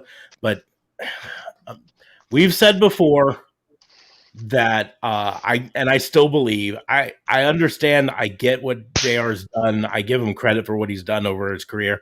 But I think his on-camera days are through. I think he is better off camera now. And to close out, and part of why I bring this up is, and it's just a misdemeanor. I'm going to point that out. I'm not putting all the weight on this, but part of why I put so much onto it is the timing of it. He didn't just make a mistake at one point and say, in the middle of saying, "Oh, welcome back to WWE Dynamite" or whatever. It was at the end of the show. They just did this long emotional package talking about the last 15 months in WWE or in AEW and in the COVID era. That's my point. Yeah, Guilty. But they just did that whole time on that, and then they come down and he just says it afterward. Like he even said AEW, go to AEWTix.com to get your tickets to AEW show. And then he goes, I tell you what, there's nothing in the world like being live at a WWE Dynamite. and I'm just like, damn it. It was literally the last thing we heard. There's literally nothing in the world like a live WWE Dynamite. There's nothing at all in the world. Any WWE show or AEW show will never be like a live WWE Dynamite. Nothing at all. Nothing. So that's where I'm just like, that's why it's just a misdemeanor, but it's just so bad. By the way, guys, I do have a little bit of breaking news, if anything. Do any of you guys know where Terry Funk is now? I'm assuming you're going to tell us. Yeah, he's apparently in assisted living and suffering with dementia. Yeah. Well, that does not surprise me in the least. I mean, it doesn't surprise me, but I always still felt like, I don't know, because we've always seen him come back from it and whatever. But damn, it just kind of not surprising, but still a shocker for some reason. I'm going to say something really profound, but everyone always comes back from things until they don't. Yeah, that's valid. It's kind of like it was the first place I looked. Mm-hmm. Why in the hell did you keep looking? Yeah. I had the glory this week of my sister sent me a text message that said, "Can I ask you a question?" And if any of you are George Carlin fans, you know my response. Because I said, well, you didn't give me much of a choice there, did you? You say, yes, you already did. Well, no, I said you could ask one question, and you did. So that's it. That's the whole thing. You asked it. But that's valid. Anyway, that's but look, really my only misdemeanor. I get you're giving the guy a misdemeanor, but I mean, there's some people just really ragging on him. Like, listen, the guy isn't going to stop Okay, people do make mistakes. Just because he's much older now and he's maybe not so in depth into the AEW product like he was back in the day with the WWE product, I don't think this guy has any kind of screw loose. He has any screws loose in his head or Screws so on loose. and so There you forth. Yeah. You know what I mean? I think people are giving him a little bit too much slack. Stuff like that happens just because he's a legend. You're gonna go, oh, how come you did that? How come you should just not do it anymore? The guy, Again, it's all about the timing. If it had just slipped out at some point else in the show, yeah, but shit happens. What are you gonna do? it was the last thing you heard It happens on the show. That's why it's a misdemeanor, but it's still something that, Tony Schiavone's been doing wrestling calling for almost as long as JR has, and he didn't do one. He hasn't slipped. Schiavone, I feel, is also younger. Oh my God! Please, God, let Tony Schiavone say WCW Dynamite sometime in the future.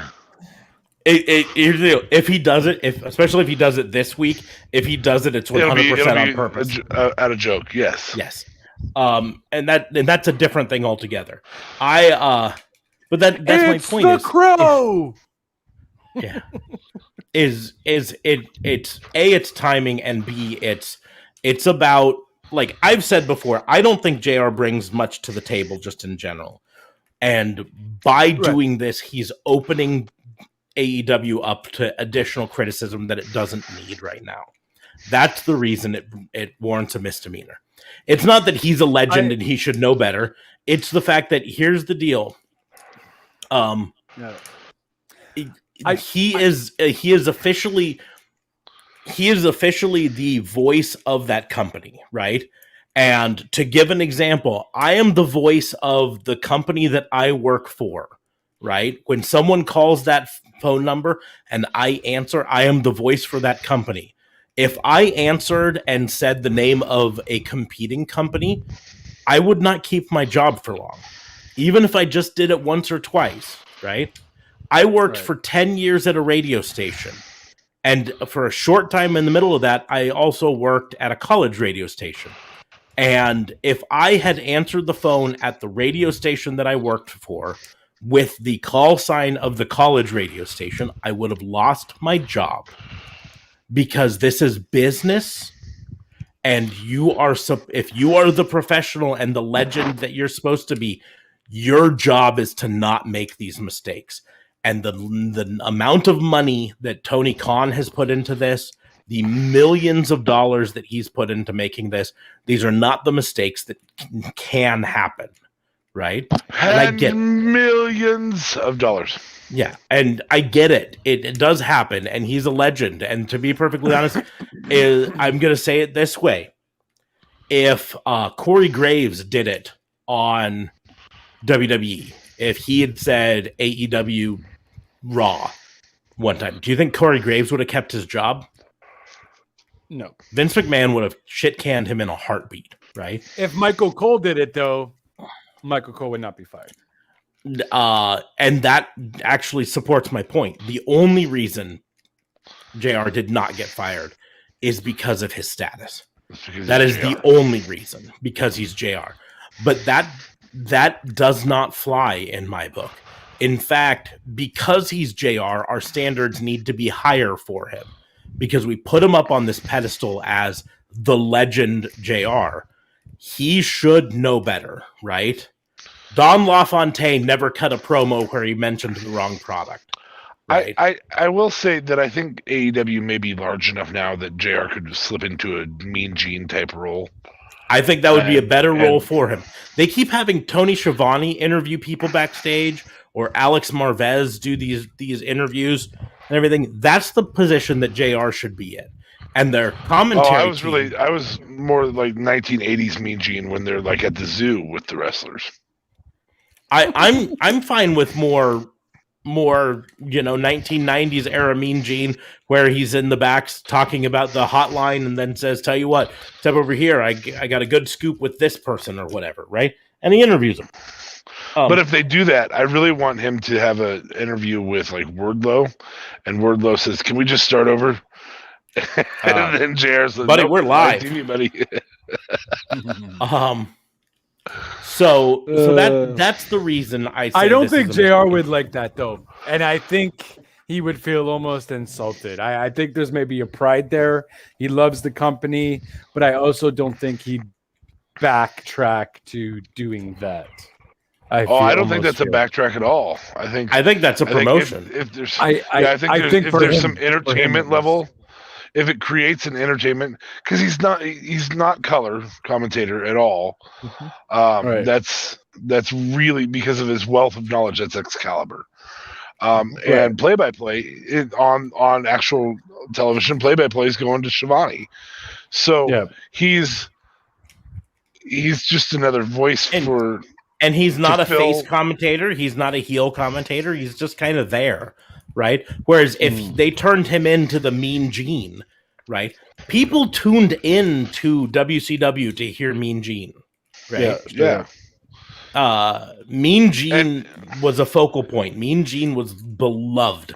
And if JR could become the new Mean Gene and deliver those interviews backstage, right? I don't think JR could do that. I think. I think he has. We saw it with less. Kane. Yeah, he's done it before. I'm sorry, He's done it in I- AEW. He did some backstage interviews and stuff. And he I can be think the hard ass. He can say, "Listen, man, if my barbecue sauce wasn't selling, then I'd change things."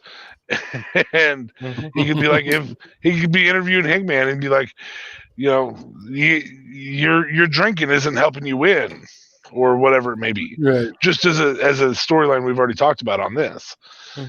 My barbecue sauce ain't telling. I'm gonna change something. And Hangman's like, oh, okay. Like, that's an okay interview.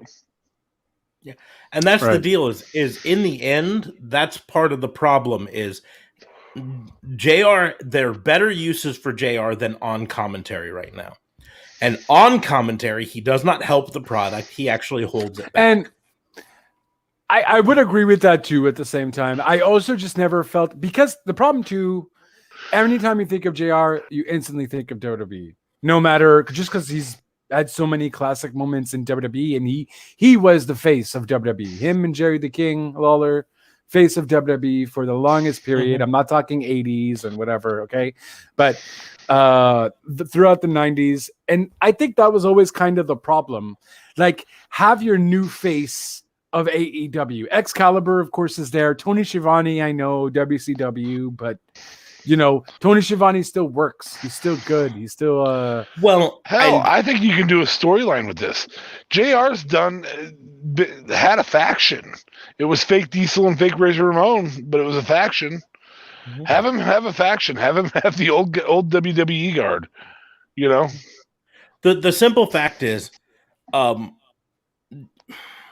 yes, Tony Schiavone is associated with WCW very heavily, even though he did spend some time in WWF. He spent some time in TNA, very short amount of time, but some time.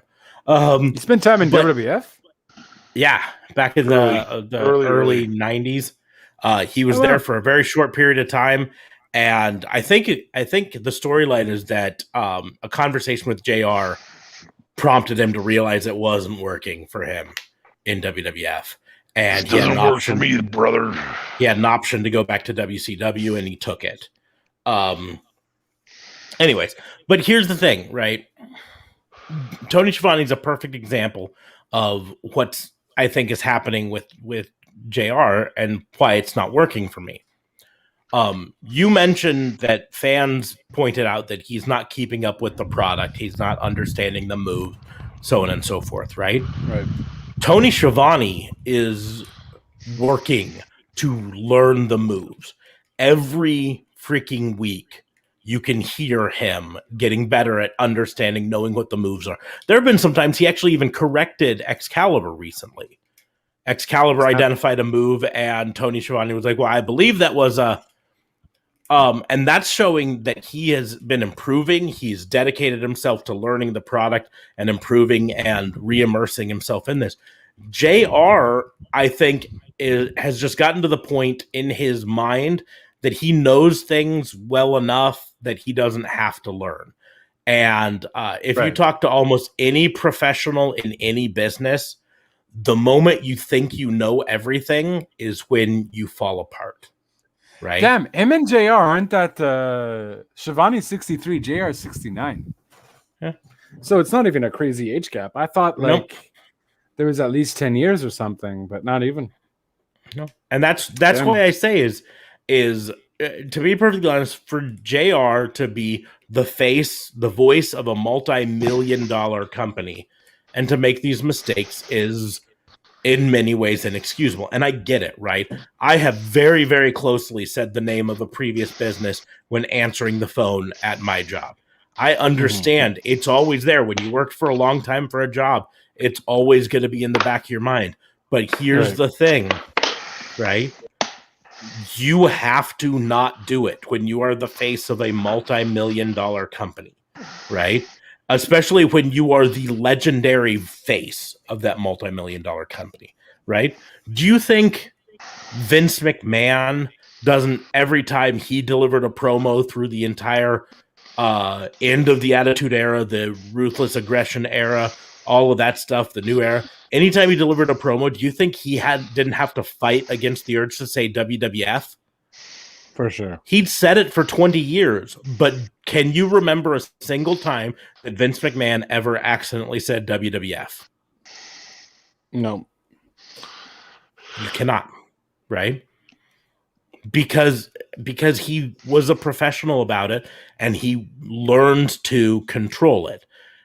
That's where I gave JR this misdemeanor. Is JR is supposed to be the professional at this, and professionals can't make these mistakes.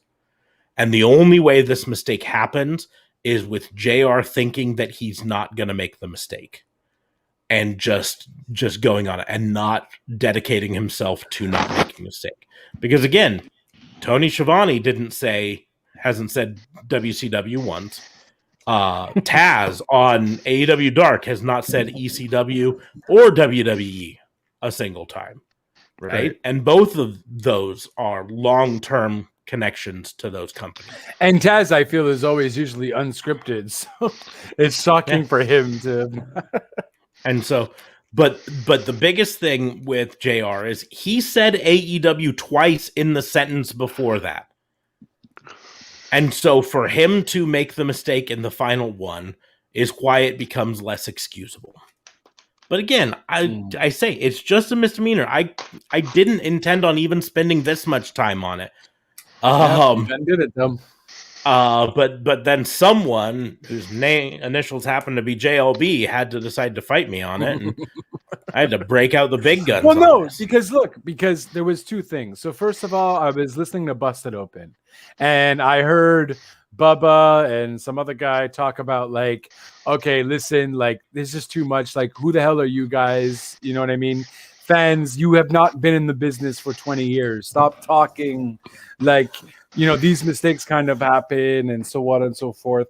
And I get your theory of, okay, but it's a multi-billion-dollar company again, and whatever. And these mistakes happen. I'm gonna interrupt here and say these mistakes do happen. When have these mistakes happened? Name a single other time that the announcer for a show has named the competition instead of their show on any of the majors in the last 30 years. I never heard it on WCW. Not accidentally. They would mention WWF purposefully, but never accidentally, even when they had former WWF people there, right? I never once heard it in ECW. I never once heard it in TNA. I've never once heard it in Ring of Honor, right? Right. Bubba Ray has never mistakenly called himself Bubba Ray in any of his things post WWE, even though he wrestled as Bubba Ray long before he wrestled in WWE, right? Right. But he lost the trademark to WWE after being there. But he himself has never made the mistake of misnaming himself, right? He says these mistakes happen, but they have never happened to the extent that Jim Ross is doing them, because this is not the first time he's done it. I wouldn't bring it up if it was one time. I didn't bring it up the dozen times he's done it before. Right. I bring it up this time because this is not the first time it's done it. And again, the timing of it was so important. It was the last thing we heard, and it was immediately following a long, emotional promo about how great AEW handled the pandemic and how AEW Dynamite over this last 15 months out of the Daily Center, and Tony Schiavone said, "Oh, it's been great to have AEW Dynamite here in the Daily Center, but I'm excited to get out on the road and all of this stuff." And Excalibur said, "Yeah, I can't wait for AEW to be back on the road." And then Jim fucking Ross comes on and says, "I tell you what, there's nothing in the world like seeing a live WWE Dynamite." Even the Young Bucks joked about it by putting it on their Twitter. Yeah. And that's at least they're turning it into a joke or whatever. I mean, about the only thing I can hope is that they just fucking run with it. And the best way to do it would be, as DA Fabe said, have Tony Schiavone say, "Welcome to WCW Dynamite." Just once. And stay straight the rest of the time. Mm-hmm. Yep. But yeah, they're definitely going to make it into a thing. Let's go ahead and move on. Do either of you have any misdemeanors to talk about? I do. Boom. Edge. That's a good one. Edge. Just fucking Edge. I swear, if Roman loses the title to Edge, I will be done with SmackDown altogether. Like, I won't talk about it ever again. I don't think he's losing to Edge, though, brother. Ooh, yeah, that would not be good for SmackDown. Head of the table, he is not. Fucking Edge. No, I agree with you. Do 100%. I have to say more? I mean, I don't. For the most part, just the fact that Edge came back for the fourth time. Oh my God, it's Edge's back. Really? Right. Now we're gonna have to be surprised when Sasha Banks comes back again, and the next week on Dynamite when Rhea Ripley comes back, she's apparently back. Rhea Ripley's gonna be on Dynamite, huh? On Dynamite, yeah. See, that's the deal. I haven't been doing this for 20 years, and I'm not the face of a multi-million-dollar company. We're not even a multi-$100 company. I'm just telling you that right now. Not a multi-dollar company. We are. We're a multi-dozens dollar company. Fair enough. No, but that's fair. I would agree with Edge. I don't know. I don't think there's anything else to say to that. I think everyone's kind of on board with you on that one. Yeah. I right now, seriously, the championship matches at Money in the Bank, boy, the Money in the Bank matches better be fire. And there's not a doubt in my mind that Kofi and Bobby Lashley could put on a great match. There's not a doubt in my mind that Edge and Roman could put on a great match. I just don't think they will. I don't think it'll advance any storylines. I think they might put on an okay match, but the thing is, we recently saw an Edge versus Roman Reigns match. It did have a third person in it, but the way you do that is right away. You don't wait 4 months. Yeah, that's it. So, yeah, no. Frankly, I would have been way more excited if it had been Seth come out and say, "Yeah, I'd like a shot at that there belt." Yeah, quite frankly, Seth being like, "You know what? Thanks for beating up Cesaro real quick. I got stuff to do with him too." Mm-hmm.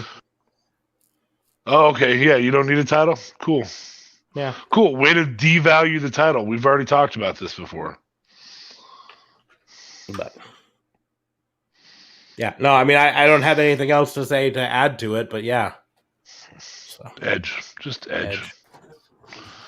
And then you had said something earlier, and I said that was my misdemeanor, and I forgot what it was now. So, I was talking about trying to remember back to it because it was It was something to do. Not Selena. Oh, it was the something- it was the Ricochet John yeah. Morrison spot to the Oh outside. yes. Okay, so everybody else, and I mean everybody, and like everything I've seen on the internet, just loved that move. And as I watched it, my suspension of disbelief just completely disappeared because it was so much setup for that one spot. It was just like, ugh. It's like the people dancing around outside waiting to catch the guy doing the suicide plancha. Correct. Right. Except all for there's only two people there, so we aren't Uh-huh. getting the other stuff. And it was just John Morrison, like, oh, I got to set on this. I'm gonna get up side here and I'm gonna sit, and then I'm gonna sit wait. right here. Well, and watch you as you set up in the ring to do the springboard to the outside. And here's the deal: it's like, yeah, it was a phenomenal looking move, but I agree. The problem is, it was, to me, the big part was it was so obviously set up with, we have to do this move here because we obviously have a crash pad behind here. Mhm. And I get it. Crash pads are important. Crash pads are good. Absolutely. I don't have a problem with crash pads being used in wrestling. It's about them being used, obviously. I didn't have a problem. We go back to AEW's Blood and Guts match. I didn't have a problem with the idea of Chris Jericho using the crash pad for that bump off the top of the Blood and Guts cage, right? Didn't have a problem with that. The problems were the obviousness of the crash pad, and that came down to camera angle for them. If they'd have done a camera angle instead of showing him hit the pad from above, but instead angling it from the bottom so you just saw him hit the thing and disappear into it, it would have been fine, right? Yep. This was all about, they set it up too much that we knew there was a crash pad there. Well, And it'd be different if occasionally a dude stopped and sat on the, yeah, on if the that was rail something that leads. happened regularly. and they were just Right. like, I'm gonna take a breather while they're counting it out. All right. Now I'll hop down and get it in the ring. Yeah. And again, it's another thing, the fact that they just realized they could do that with the last week in the Thunderdome. They're like, you had 10 months to figure out that you could use these blank spaces in the Thunderdome to do it, and you finally figure it out right before you get rid of those spaces. Good job. A for effort there. So Yeah, those were the two I had, and one's based on how I felt about it since he returned, and the other's based on, gosh dang it, the whole world is on fire about this thing, and I'm not, and I feel like I'm a crappy wrestling fan. yeah. The thing is, it was a very, very cool looking move, but it the setup for it kind of killed it. Yes. I Yeah. agree. And to be perfectly honest, some of it was even just camera work, right? So we can blame some of this on Kevin Dunn. If they would have, instead of putting the camera on John Morrison climbing up onto the thing, Correct. If they'd have focused on Ricochet waiting for his Ricochet in the opportunity ring, to attack, and all of this stuff, and so instead bring the camera around to this way, so you're looking up at Ricochet, and then the cameraman steps back as Ricochet springboards up and over and then lands on John Morrison, it would have been a different thing altogether. yep. I saw, just talking of camera work, I watched a video. It's an older match from 2017, and it was in AAA. I think it was AAA. It was a Mexican promotion, whether it was AAA or not, I can't remember. It was one of these people in this, Ricochet, and Flip Gordon versus Sammy Guevara and Mr. 540. Oh wow. And the reason I bring this up, the camera work on this, I was watching it and I was like, this camera work is very, very interesting to me because we're so used to the WWE camera work technique. Cut. This match was almost entirely shot single camera on a crane. It was designed so it could go almost all the way around the ring, like 2/3 of the way around. And it was so phenomenal to watch this different like style of camera work. And just to think to myself, this is something that WWE could be doing or AEW could be doing. And they made the choice to not. And I kind of think that it was the wrong choice to at least not use some of it. Because this camera on the dolly could actually even turn around and pan through the crowd at times and then come back up and then come up close to, you know, Sammy Guevara's climbing up on the top rope. So it'd come up next to him and then it would look down at the people on the ground and then it would come back so that it could get the wide shot of them all jumping off the top and whatever. So, I'm still trying to find a video of the Sammy Guevara versus Ricochet solo match. It happened. It's on a pay-per-view somewhere. I can't find the footage yet. I found snippets of the footage on Sammy's vlog, but I haven't found the whole match. So, but the camera work, this AAA made WWE's camera work look silly at times. But anyway, which is sad. But yeah, that's so. I have that spot, and then Edge. Edge, yes. JLB, you got any misdemeanors? Yeah, really 2 words. Eddie freaking Kingston. 3 words. Eddie freaking Kingston. Now listen, I know AEW likes to rag on WWE, and I know this was after the show and whatever, but out of all people you get to do this, you get Eddie Kingston to rag on WWE. It just seemed so useless because if it was a Cody Rhodes, if it was a John Moxley, if it was someone who worked for WWE, I get it. You can do it, you can say it. But for Eddie Kingston to even say anything for a guy who's never worked in the company, it sounds petty and stupid. I thought when I saw that video footage, I thought right off the bat, I'm like, Eddie, why? Bro, I respect you. I love how you talk. You're dope. I love what you do. You're funny when you need to be. You're hardcore when you need to be. His wrestling is decent. But I'm just like, don't mind your business. I know you work for the other competitor and so on and so forth, but keep doing you on AEW. I love AEW. I love the fans. Now, we're not like WWE because of this. WWE doesn't treat their fans. It doesn't sound good or intimidating or like, haha, we got you, when someone who hasn't worked for the other side of the company because maybe they didn't want to look towards you or whatever, it sounds very petty. So I'm going to have to give a misdemeanor to Eddie Kingston for sounding like a little whiny bitch and making his promo sound pretty stupid and petty going towards WWE. Because although we're sick of it, at least if it's superstars that have been to the company, it's somewhat more understandable. Whereas Eddie Kingston just looks stupid. So that's my misdemeanor to you, Eddie Kingston. Mind your own business. Stay in your lane. You sounded stupid, bud. And that's what I'm saying. So the only rebuttal I'll have to it is, if I'm remembering correctly, he didn't actually say WWE at all in it. And so people are reading into it. But, obviously he was talking about WWE. That's fine. Here's the deal is, he did not say WWE. So the fact that you're putting it in there actually just validates his points, right? If you can say WWE. Hold on. I'm pretty sure he just said the other company. I'm pretty sure he repeatedly said the other company, those people from the other company, they're firing people left and right. Okay, but he's talking about WWE. So what's the point again, my point again is it validates his point. If I can say, that person, that other guy cheats at cards all the time, and you instantly know who I'm referring to, then it means that my point has weight to it, right?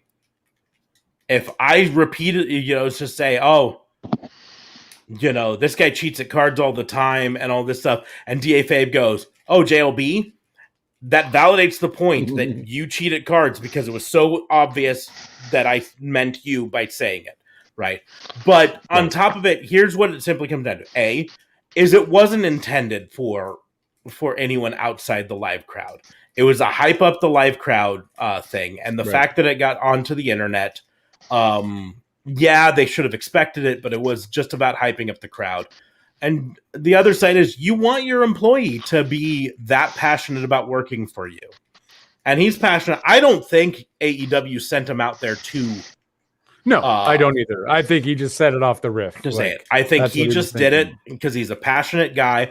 And the simple fact is, we've mentioned it before, Eddie Kingston had to sell his wrestling gear at the beginning of the pandemic because he was an independent wrestler and lost all of his bookings and could not pay his rent.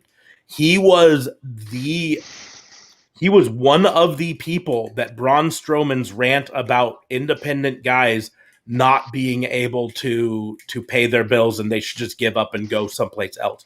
Eddie Kingston was that guy that Braun Strowman, that they put up a GoFundMe to help Eddie Kingston out because he couldn't pay his bills. And Braun Strowman's whole rant about that on Twitter was about Eddie Kingston. So why would Eddie Kingston not have bad feelings towards WWE?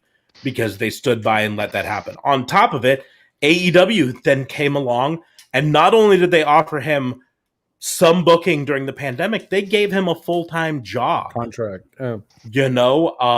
So of course he's going to have a lot of loyalty to AEW and a bad taste in his mouth for WWE. So, because again, it was a WWE signed superstar who badmouthed the people who shared his GoFundMe because they were concerned about him. I didn't realize it was actually his GoFundMe. Yeah. So, okay. So, now that being said, again, should he have said it? Probably not. No, I agree. It's a valid misdemeanor. I'm just putting some extra context into it.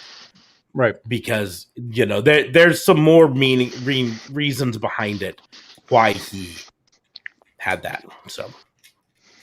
Okay, fair enough. I didn't realize it was his actual GoFundMe that Braun was talking about. It was so long ago. I totally forgot about that. But yeah, I guess that adds a little bit more validity to why he was so pissed. But I don't know. It was still short-sighted in the sense that in the end, the biggest thing is just the fact that it wasn't designed for anyone outside that arena at that time. Right. It was just more of a hype thing for that. Yeah. Pump up these guys. Talk how great AEW wrestlers are, and roll on. And the fact that it went viral. Now, if they'd have done it as the last thing we saw on a Dynamite, I would 100% be behind this being. I would have put this as a crime if it was live on air on the last thing we saw on a live Dynamite. And JR's last thing that he would say would technically kind of maybe be okay. It would kind of have been more of a joke. Yeah. Quite possibly. Amazing how we'll go ahead and we're going to kind of try to wrap things up here. So we're going to hit commendations. You guys got any commendations to talk about? I am going to give a commendation. So our introduction said something about the fans who endlessly nitpick. Fans, great job with the nitpicking and noticing certain things that are valid and important, like Hangman Page's storyline. That's crazy. Yep. That's there is something to be said for having an audience who is as passionate as wrestling fans are. It is a blessing for us to be in the top half of podcasts in the world, and all we talk about is professional wrestling. That is a really good sign for this industry, that the fans are this passionate. So my commendation is going to go to the fans in particular, some of the ones who endlessly nitpick or who discover certain things. Maybe they don't even discover it. Maybe the rest of us know it too. But at the end of the day, they have brought it to the forefront and said things about it. There's value to that. There's value to having passionate fans. And this industry has a bunch of them. So, oh yeah. Fans make the sport. Yes. Okay, So- JLB, any commendations? Not any that I could think of at the top of my head at the moment. No. I don't have a ton of commendations. The biggest one is actually it kind of goes in conjunction with a crime. I'm gonna give a commendation to Zelina Vega for getting that money, getting those ducats, baby. She got released. She could have She could have went and wallowed in her problems and whined about it. She could have signed with any of the other wrestling companies out there, and she was able to negotiate whatever deal she got was apparently good enough for her. It does also make it clearer why we didn't see Aleister Black badmouth WWE after leaving, though. Because it was a little weird. He got fired, and yet he's on Twitch talking about, well, it's not WWE's fault. The pandemic and this and that and all this stuff. I don't blame them for this. And it's just kind of a shame. I was in the middle of this potential push and all. He even got to play the music that he was supposed to use or something. And I'm like, I'm sure WWE owns the rights to that. But in the end, it just makes a little bit more sense that he didn't want to badmouth WWE on that because his wife was renegotiating a new contract and he didn't want to risk anything there. And now that she's got the contract, he can probably be a little bit more free unless he's also negotiating a new contract, which he very well might be. I wouldn't be surprised if any of them is trying to renegotiate a contract. Yeah, sure seems like WWE sure likes to bring people back after they're fired right now. Mm-hmm. Well, there's definitely one person who's not going to get their contract back, and that's definitely Lana, because Lana was on Talk as Jericho this week. Lana did the exact opposite of what we mentioned Aleister Black doing. Lana went out and aired all the dirty laundry. Yeah. She talked about everything. She was actually the interview that mentioned the Thunderdome being fake. That was the one. Exactly. And all of this stuff, and talked about just everything. I can't even go down all of it. So, but she 100% threw WWE to the wolves there, and she's not going back, but that's fine. Miro's not going back, and I think she's going to be happier to be not with the company that fired her husband. Exactly. And whatever. I think she kind of alluded to, if she doesn't do WWE, she would like to maybe AEW. Sorry, JR syndrome. If she doesn't go to AEW, she would like to, do acting, and she has other things in place and so on. So, she's just happy where she is. She did mention she was teared up for a while and all that. And of course, it was a major shock. But hey, here's the deal. They don't care. WWE doesn't really care. Yeah. Here's the deal. I think we've all worked shitty jobs. And some of us have been fired from said shitty jobs. And it doesn't matter how shitty the job is. It still is a punch to the gut when you get fired from a job. No matter what, right? You can hate the job all you want. But when they come in and they say, yeah, fuck off and go home. Wait, what? Excuse me, but I didn't look for a job yet. Damn it! That's another thing too. I give a misdemeanor to AEW. Well, I don't know if it's mixed between AEW and or TNT for basically cutting in Vicky Guerrero's match on a commercial break. Literally, Vicky Guerrero gets into the ring. Oh, we're going to go in picture in picture. And I'm like, no, I literally wanted to see Vicky Guerrero wrestle. That makes one of us. None of us wanted to see Vicky Guerrero wrestle. I was curious. I literally wanted to see that match for that. I don't want to see Vicky Guerrero on my TV anymore. Well, it's going to happen, and I wanted to see the match. And by golly, why do you picture in between a match, though? It's stupid. No one does. Anyone really watch the pitch in picture and like, oh my god, cool! I still get to watch it. The commercials are so distracting. Well, they are, but I'm going to bring up, and this was before you were on this podcast, but we had entire episodes talking about how much we hated them just going to commercial during a thing, during a match, and how we wished that they would do something like picture in a picture.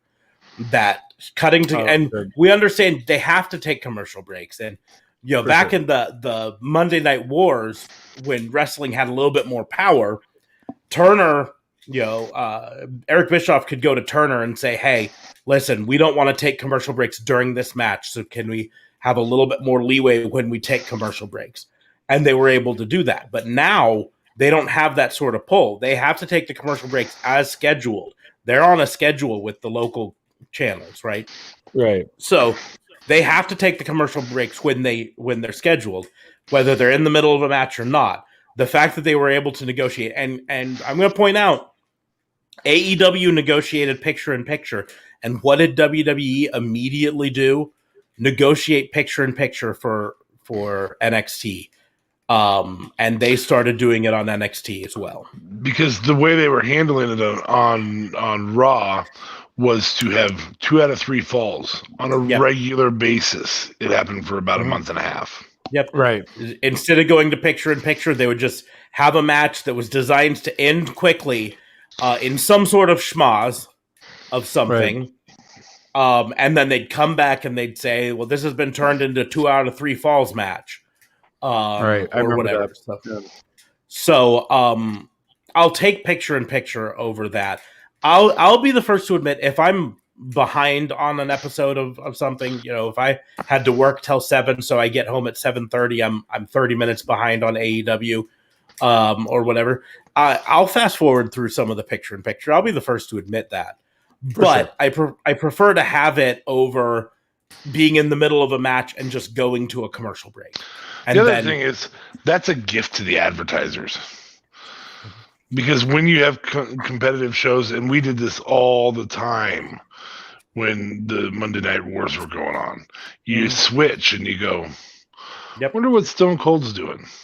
Yeah, picture-in-picture is about trying to hold people on that channel so they don't switch over to one of the other channels, right? So they don't switch over to see what's happening in the MLB game on whatever channel, on CBS at the time. Do you guys always get picture-in-picture for each commercial break? No, not everyone, but a lot. AEW does a lot of them on. So, yeah, okay. AEW, I just thought it was maybe a AEW Canadian thing. No. AEW does more of them than other ones did. I think it's 1 or 2 breaks per hour they do picture-in-picture, but they only do picture-in-picture when it's a break that happens during a match. If it happens in between matches, they don't do picture-in-picture. They just go straight to the commercial break. Okay. I thought it was just maybe a Canadian thing or something. So I'm like, why did you guys just say picture-in-picture and it's like a regular commercial break? What's going on here? Yeah. But okay. Yeah, AEW does it, but again, WWE was not doing that until AEW came along, and AEW started doing it in their show, and NXT immediately started doing it. Right. Before they were doing picture-in-picture, and before they were doing 2 out of 3 falls matches and stuff like that, it was set up where if you went to a live show, you knew exactly when they went to commercial break because the live wrestling basically stopped. It didn't stop. They would go into a rest hold, right? Right. And so, you'd be watching along, and suddenly Sasha Banks would put, Alexa Bliss in a sleeper hold, and that would sit that way for 3 minutes, and then right before the commercial break ended, Alexa Bliss would fight out of the rest hold, and then they'd come back and they'd be fighting again. And so the picture-in-picture means the wrestling continues. And so for live crowds, it's a better deal. Right. For sure. It's like I don't know if you're not a football fan. American football, if you go to a game that's televised, it can be absolutely arduous because they take TV timeouts whenever they do a commercial break. Right. And that means like 5 minutes of just standing there waiting for the game to start again because they're same thing with hockey though. If they're like just finished something, they took a timeout or whatever, commercial break. So yeah, it's the same. It's the same thing for the hockey too. But I imagine football is probably a lot longer. Football, it's a lot longer and it's a lot more often because there's breaks in play in football. Change of possession. Exactly. They'll take a TV timeout. It's not just when one of the teams takes a timeout. They throw in extra timeouts for TV breaks. Right. But that's beside the point here. But no, my only commendation was Zelina Vega for getting them ducats. That's all I really had. So on that note, we will end the commendations. We will start to wrap things up for this show. So if you joined us for the live stream, thanks for joining us. If you didn't, shame on you. To this, shame on you. But if you didn't and are listening to this on our podcast audio page or watching the replays, thanks for joining us in retrospect.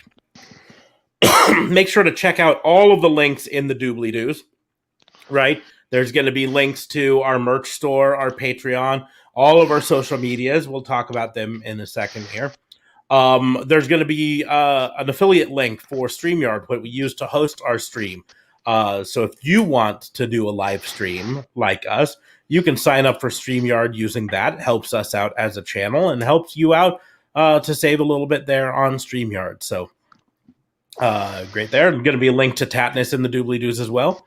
So, but you can also follow us on the social media. You can follow me at Raw and Order WBU on pretty much any of the social medias, TikTok, Twitter, Instagram, Facebook. You can find me there. You can follow DA Fabe at DA Vincent. Yep. It's homemade ice cream. Sorry. DA Vincent K-Fabe. Also, you can get merch if you slayed a mythological creature on our Spreadshirt store. So yeah, you have to find it first. It's buried. And you can follow JLB at JLB420. Real Talk Radio is the brand at Real Talk Radio 8. Anchor.fm/RTR. Doing a lot more stuff. I'm probably going to be doing a lot more food reviews. Technically, I'm going to get into a whole food review thing. I'm eating a lot more junk food, so I figured why not review some said junk food. But yeah, gonna be doing a little bit of trying new stuff and so on. School is done skis for the meantime, so I'll definitely be more active. So anchor.fm/RTR is where you can certainly find all of the episodes that do come out on your favorite platform, Apple, Spotify, Stitcher, whatever have you. And yeah, that's it, good sir. Back to you guys. You can also follow the Macho Cam at you don't have social media, but he's right there. You can review this birthday homemade birthday cake ice cream, brother man. Snaps. And just really quickly talking about your food reviews, your junk food reviews. I have to say that I'm disappointed in the poor score you gave the Grande Big Mac. And have you tried it? I'm angry because it's not available at the McDonald's near me. Oh, dirty. Honestly, look, I love Big Mac. Big Mac in itself would probably get a 4.5 out of 5. Grand Big Mac is a marketing scam and it's stupid, so that's why it gets 3 out of 5. Because it is exactly what it says it is. It is a bigger Big Mac. No, you might as well make it a quarter pounder or something, because you're technically. Oh, I just also realized, fun little fact. I don't know, maybe this might be a States thing too. Regular Big Mac, 500 calories. Double Big Mac, 730 calories. For some stupid reason, the Grand Big Mac is 850 calories. I have no idea how the Grand Big Mac is bigger than the double quarter pounder when the double quarter pounder, the double Big Mac technically has more meats. Wait, there's a double Big Mac? Yeah, see, we don't even have double Big Macs here. We have the regular Big Mac, which is 2 things, and we've got the Well, we don't have the Grand Big Mac, but I even tried to look it up, and it just says 2 extra big patties of all Canadian beef. And I'm like, you fuckers. Your Canadian beef. It's They only used in to have Canada. the though? Mega Map. They used to have the Mega Mac. Honestly, guys, you're not missing much. If you guys were closer, like if you were like in Detroit or something, maybe I'd swing on by and bring a bunch. But all I'm saying is, it's a Big Mac, but more. That sounds like an instantly makes it American better. thing.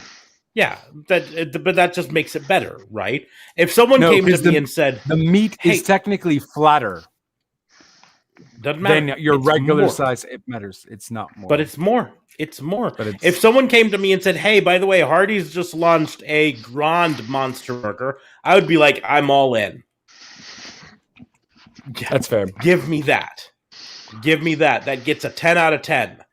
Hey, Wendy's just announced a double Baconator, a super Baconator. Sure. I'd be like, That's I'm fine. in. But and if they would have maybe have stacked it like a Big Mac is and made it crazy like that, cool. I'm all in, bro. But at the end of the day, you didn't really change anything. You made the patties a little bit bigger, although it's not even a quarter pounder patty. It's still the regular shitty patties that they give you. They literally just got it flattened bigger, and that's it. No bueno. Not good. No point. It's still slightly It's more stupid. meat, which then gives more room for more mac sauce and more cheese, which adds up to more calories. Yes, as alluded to, it's 850 calories. And for some and the weird simple reason. fact is, more mac sauce is the key. It's not about more meat on a Big Mac. It's about more mac sauce. No, that's fair. Do you guys not have mac sauce available out down there to buy, like at a store? No. No? You guys Oh, have fuck. mac sauce at stores? You can just Yeah. buy mac sauce? Hold on. I'll show it to you. Fucking Canada. Why do they get the cool shit? Yeah, seriously. Fucking I saw Epic Mealtime once wanted more mac sauce, and so they went in and they said, "What's the largest?" So I mean, it's not like by McDonald's kind of thing, but it's by Hellman's, and it literally tastes just like the Big Mac sauce. And it's called Mac Sauce? It's called Burger Sauce Classic. So they don't our secret burger sauce, blah blah blah. So maybe it's not the exact McDonald's one, but honestly, it's pretty freaking close. It's like Well, I've never looked for knockoff mac sauce because I want real mac sauce. no, that's fair. I don't know if they actually. As feel like spoken they like do a true technically. American, I am buying no fake Mac sauce. Yeah, they can give me none of that fake mac sauce. If I wanted Thousand Island, I'd just buy Thousand Island. That's fair.